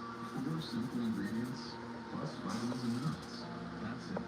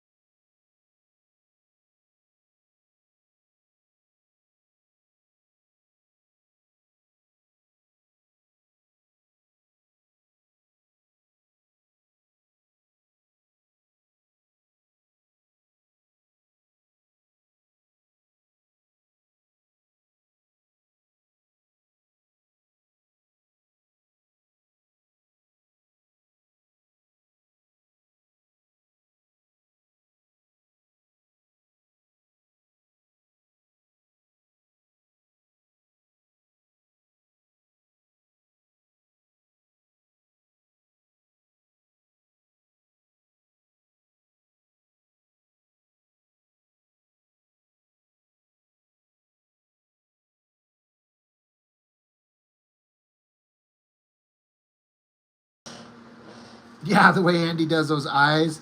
Oh, they're so obnoxious. And already, yeah, Ramos on like Invincible. I could see that. I wonder what he's doing these days. That's another one of those artists where I'm like, what's he up to?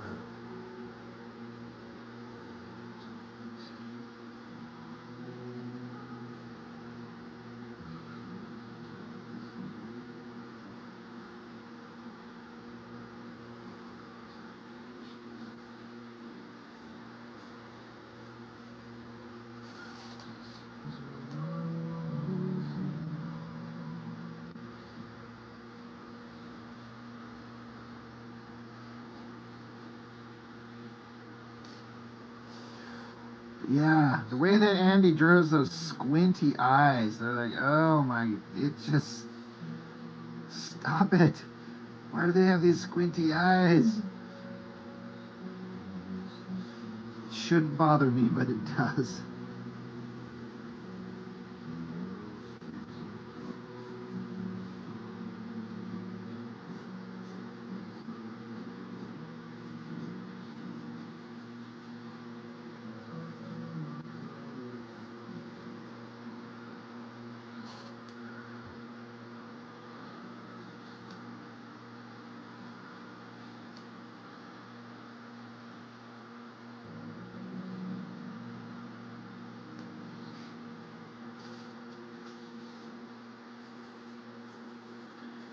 Yeah, see, my parents were both artistic. They were musicians and fantastic drawers and painters when they were young, before the weight of the world crushed their will to live. But yeah, my parents were both very creative and used to be really good artists. And now they gave it up years and years and years ago. It's kind of a bummer.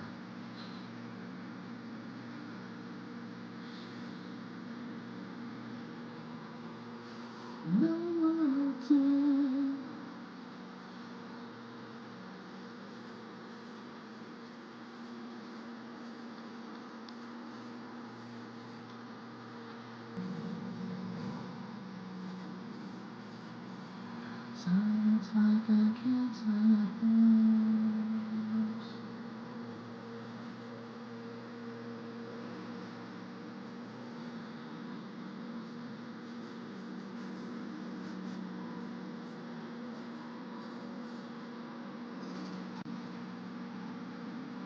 Hey Todd, did you end up picking up that X-Men art edition for Andy Kubert that was out there recently? I wanted to get it, but I had to kind of pick and choose where I'm spending my money, and that was one that I couldn't really, like, I wanted it, but I'm not dying for it.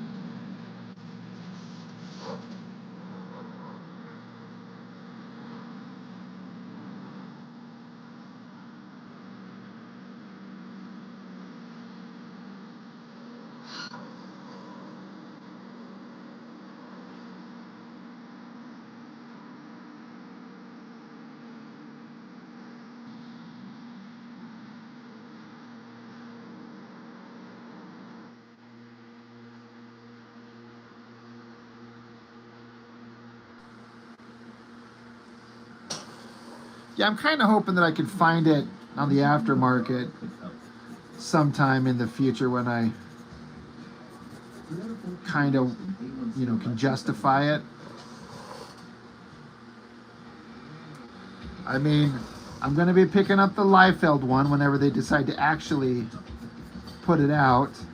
And there's a J. Scott Campbell one, Danger Girl one coming out. So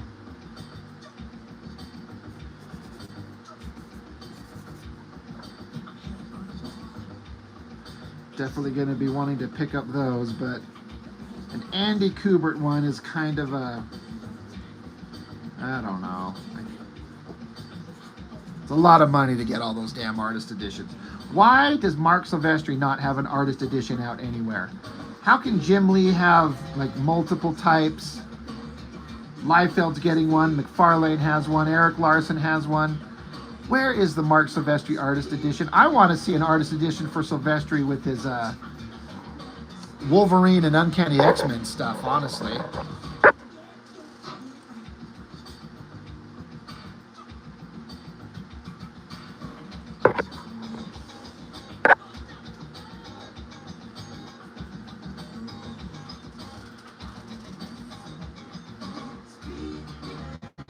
Yeah, I've looked through a bunch of websites to see the artwork, and I actually find high-resolution versions and save them and take them to my local FedEx shop and print them out. I've got a couple hanging up on my wall. I've got a page, a black and white from Cyblade She. I've got a Witchblade, Angelus with the Darkness, a group X-Men shot, the Star Trek X-Men crossover, but I want to see like scans of the raw pages, not these flawless, cleaned up, inked pages. And yeah, there's some pencil stuff out there, but yeah, I just love Silvestri. So dang good.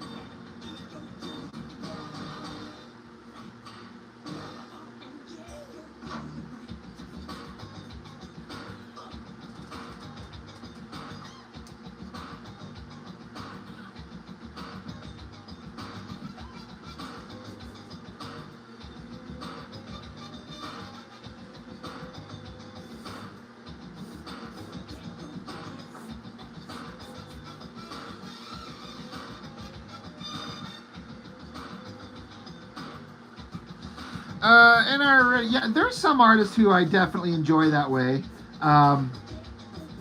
Matt Wagner is one of those artists where I kind of learned to appreciate a sense of minimalism. So therefore, for me, it tends to come down to, if we're not getting all the over-the-top rendering and cross-hatching, and it's more of a simplified art style like the Matt Wagner stuff, it kind of comes down to the awesome storytelling and the use of shadows and the composition of the panels. Matt Wagner, looking at his stuff, taught me how you can convey everything you need to know with the simplest of line strokes. Just a simple little like squiggle and there's a shadow for a tree. No, it's not hyper realistic, but it tells you everything you need to know, you know? So it's about choosing the time and place to put that stuff. In a way, Mike Mignola is a kind of a less rendering kind of art guy. It's all about composition and shadow.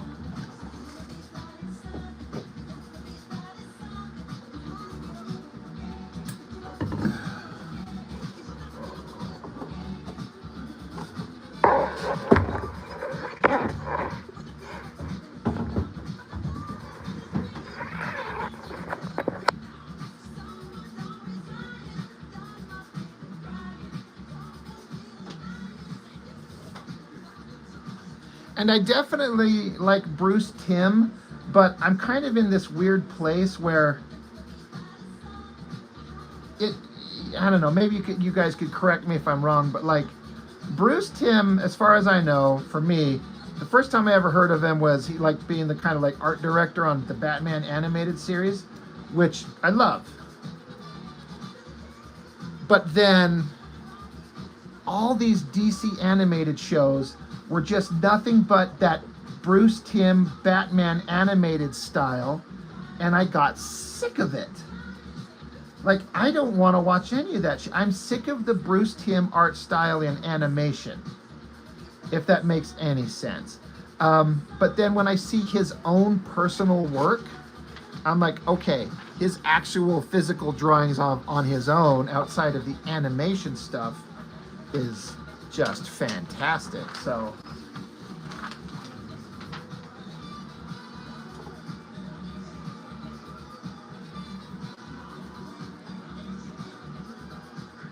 yeah, ready? A lot of people talk about how hard it is learning anatomy, but you feel like learning how to place shadows and render.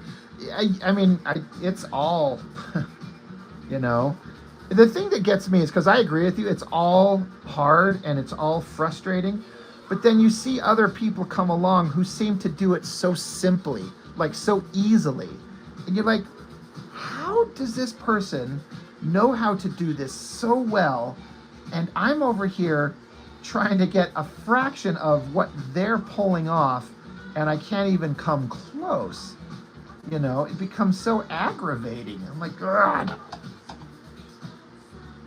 But there are those people who just pull it off so easily.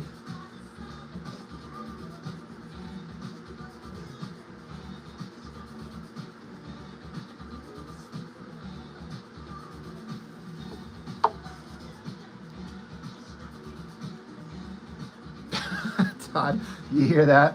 The part about how some people just seem to just, oh yeah, I don't know, I just sat down, I just did this. You're like, well, what you just did is genius. How, where, how, why?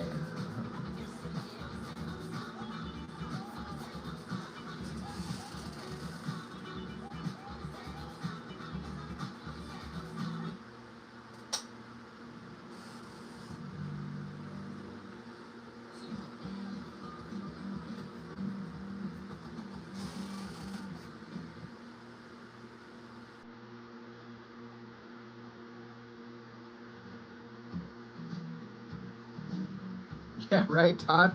Making my art frustrates me. It's just a damn struggle each and every time, even when I like it, right? I have moments where I'm like, I feel like I've done something kind of good. I'm like, oh, that's okay, I dig that. but then you step away from it and you come back and you're like, oh, wait, boy, that sucks what I just did. What the hell was I doing there? Or, equally frustrating is I'll think I did something terrible years ago and I'll set it aside, and then I'll come back and look at that old art and go, I actually really like this. How did I do that? I don't think I could do that now.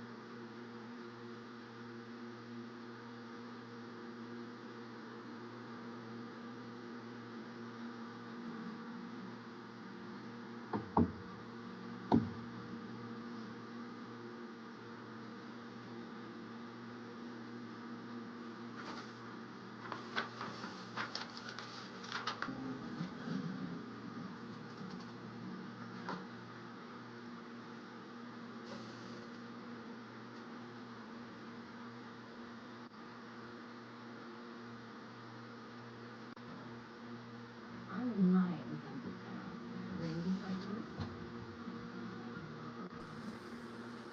Pumpkin obsessed? Or not? Let's get you covered this fall.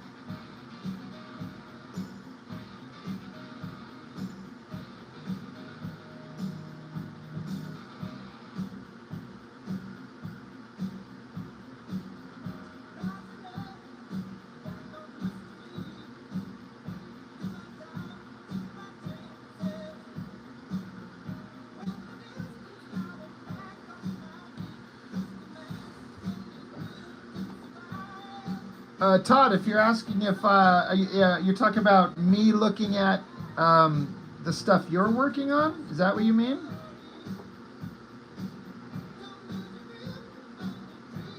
Because I could do that.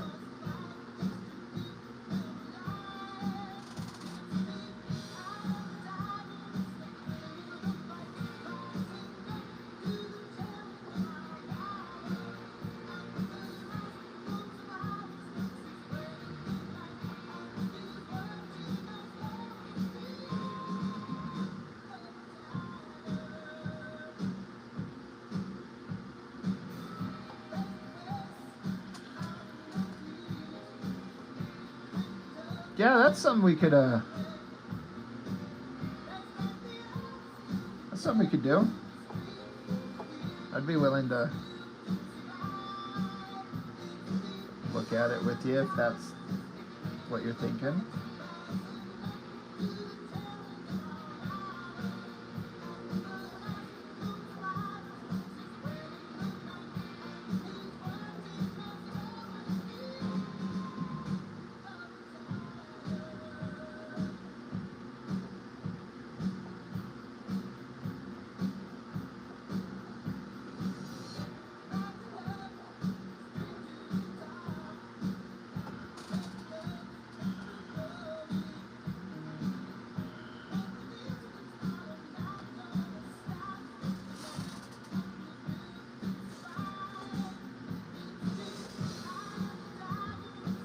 I like that idea. Taking a story that you've done when you were a lot younger, and I've actually, had goddamn, similar ideas.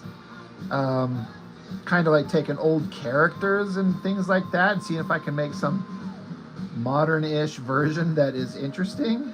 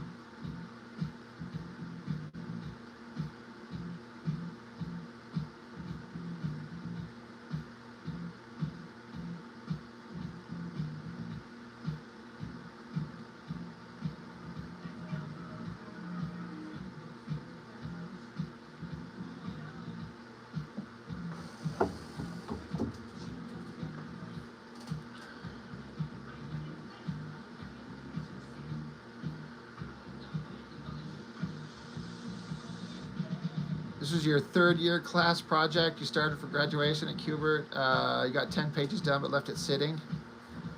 That sounds like a fun project, man. I like it. I like the idea, something you had going on and you're like, I'm gonna finish this thing.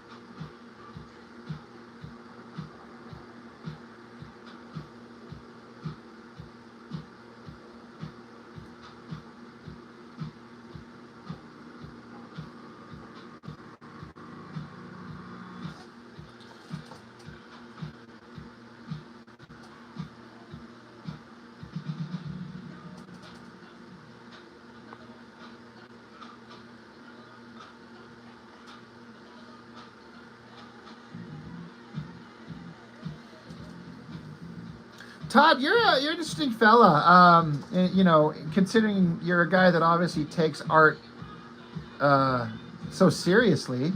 You're going to the Kubert School 3 years in, but for whatever personal reasons, and you say you got rid of a bunch of art and you stopped drawing.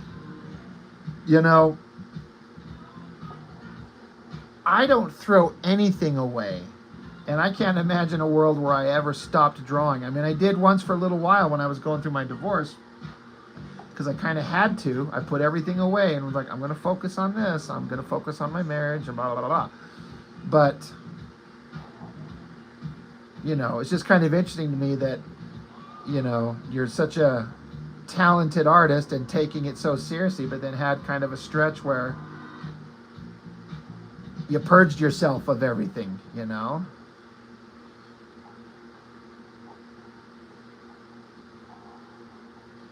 And I don't throw anything away. You know, I'm going to leave my kids a big pile of art and pages and papers that they're going to have to deal with when I'm gone. And they're going to be like, why did Dad keep all this crap? Then that makes sense. I know that's that affects things. I've never had to deal with that, but yeah, if it knocks you on your butt. Well, it's good to hear that you're getting back into it, because for real, like, you've demonstrated to me multiple times that you definitely know what you're doing. So, you know.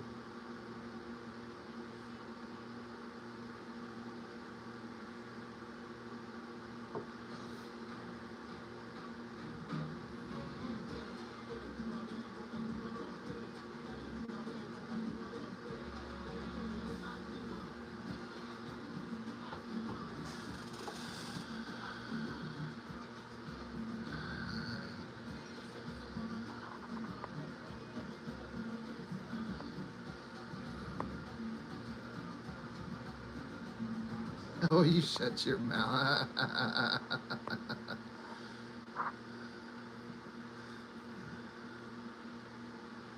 love almond joys.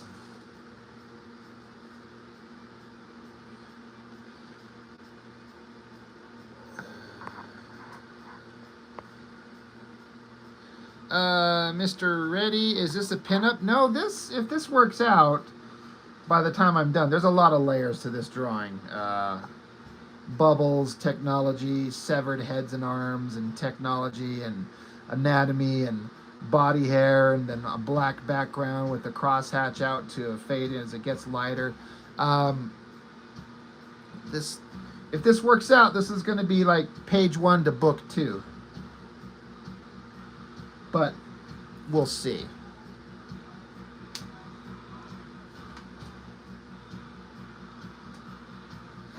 Yeah, Annie, I can see that based on the stuff you've talked about here with us.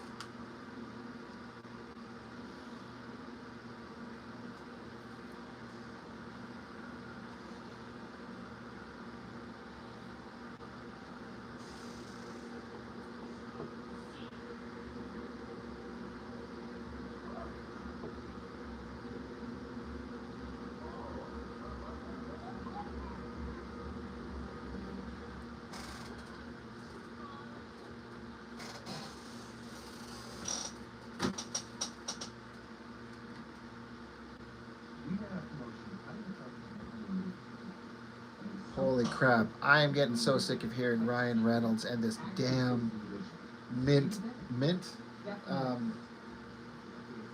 this Mint Mobile ad. Is anybody else hearing that?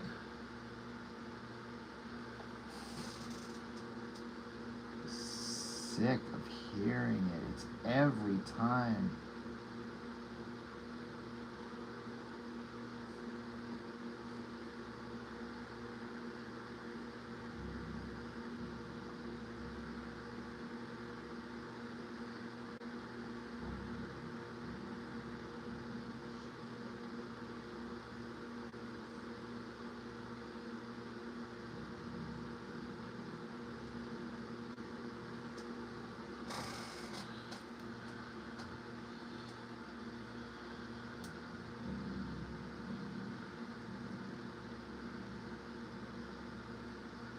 See, Addie, you hear it too? I am so sick of it. I've heard him repeat that same phrase 1,000 times. We had this promotion, which was really successful, so we're gonna do the exact same. Like, shut up, Mr. Ryan Reynolds, Deadpool.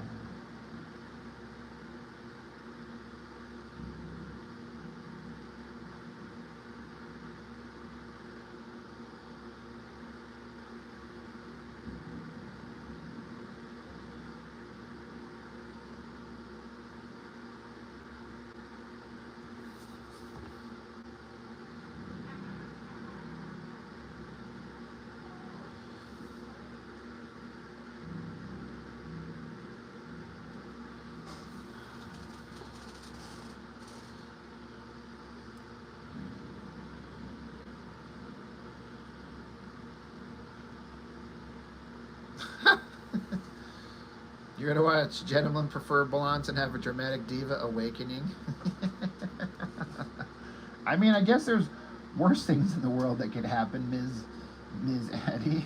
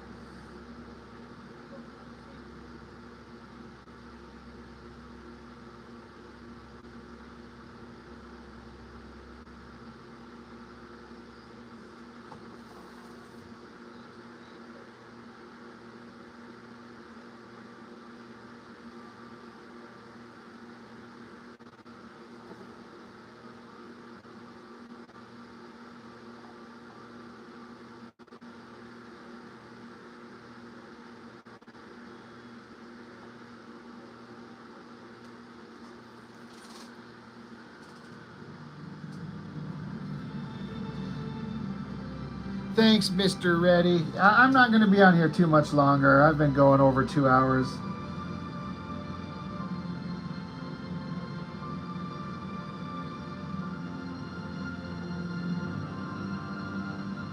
I'm going to wrap it up here in a little bit.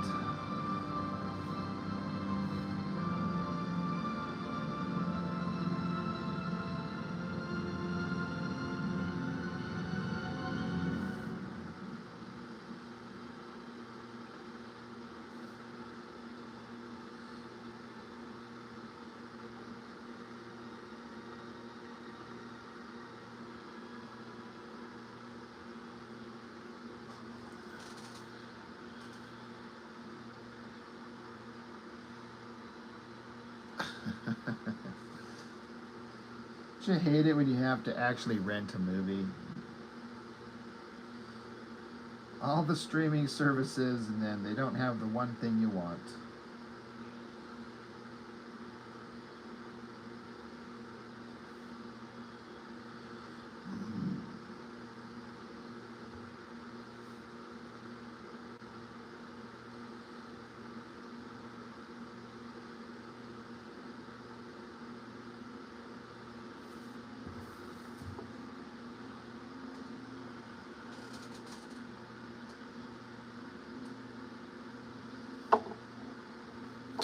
Until I cough twice. Is that a thing?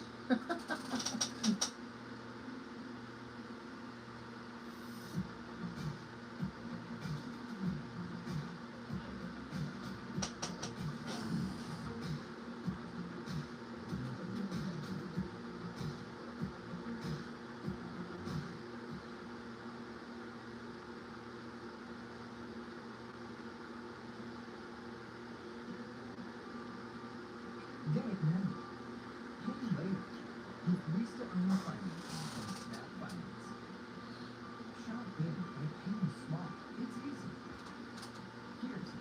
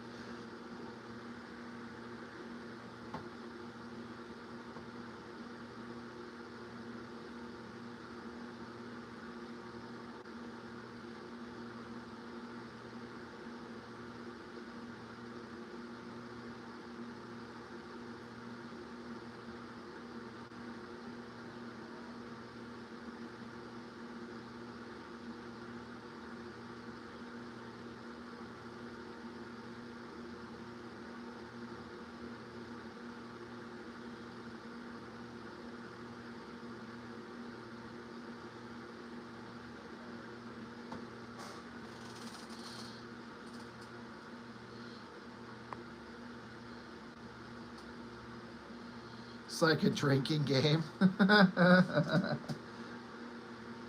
Alright, that's fair, I guess.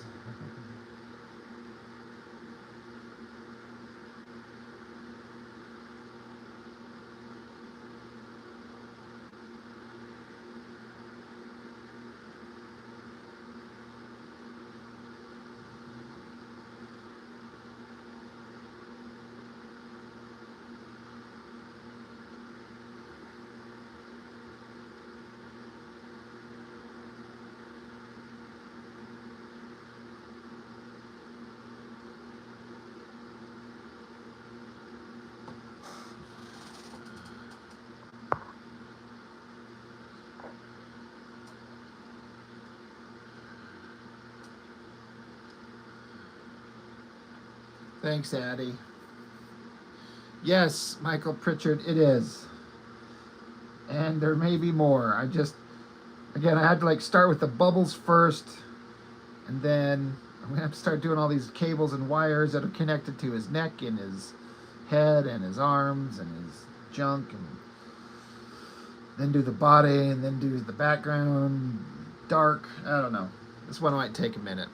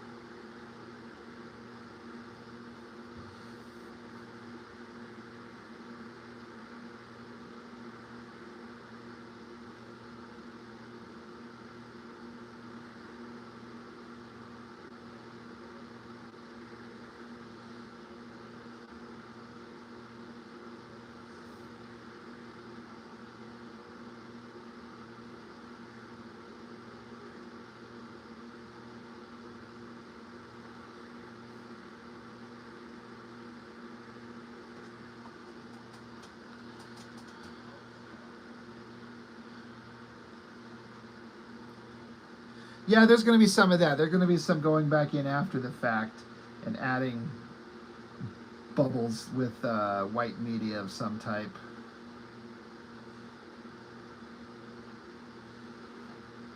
We'll get there eventually.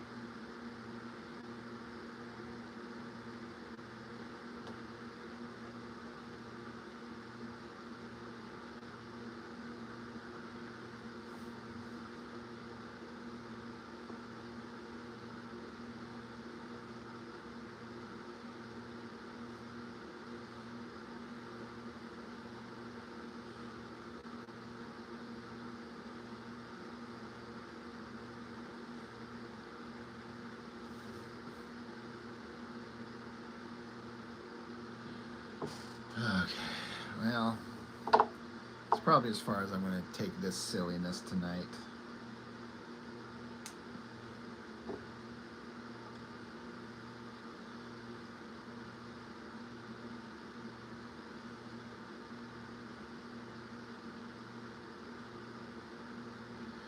All right, anybody who's still left watching, appreciate it. Been fun as always.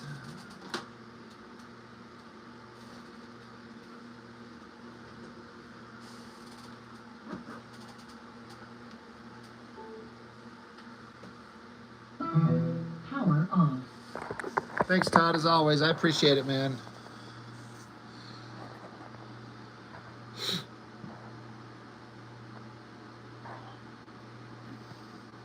Catch you later.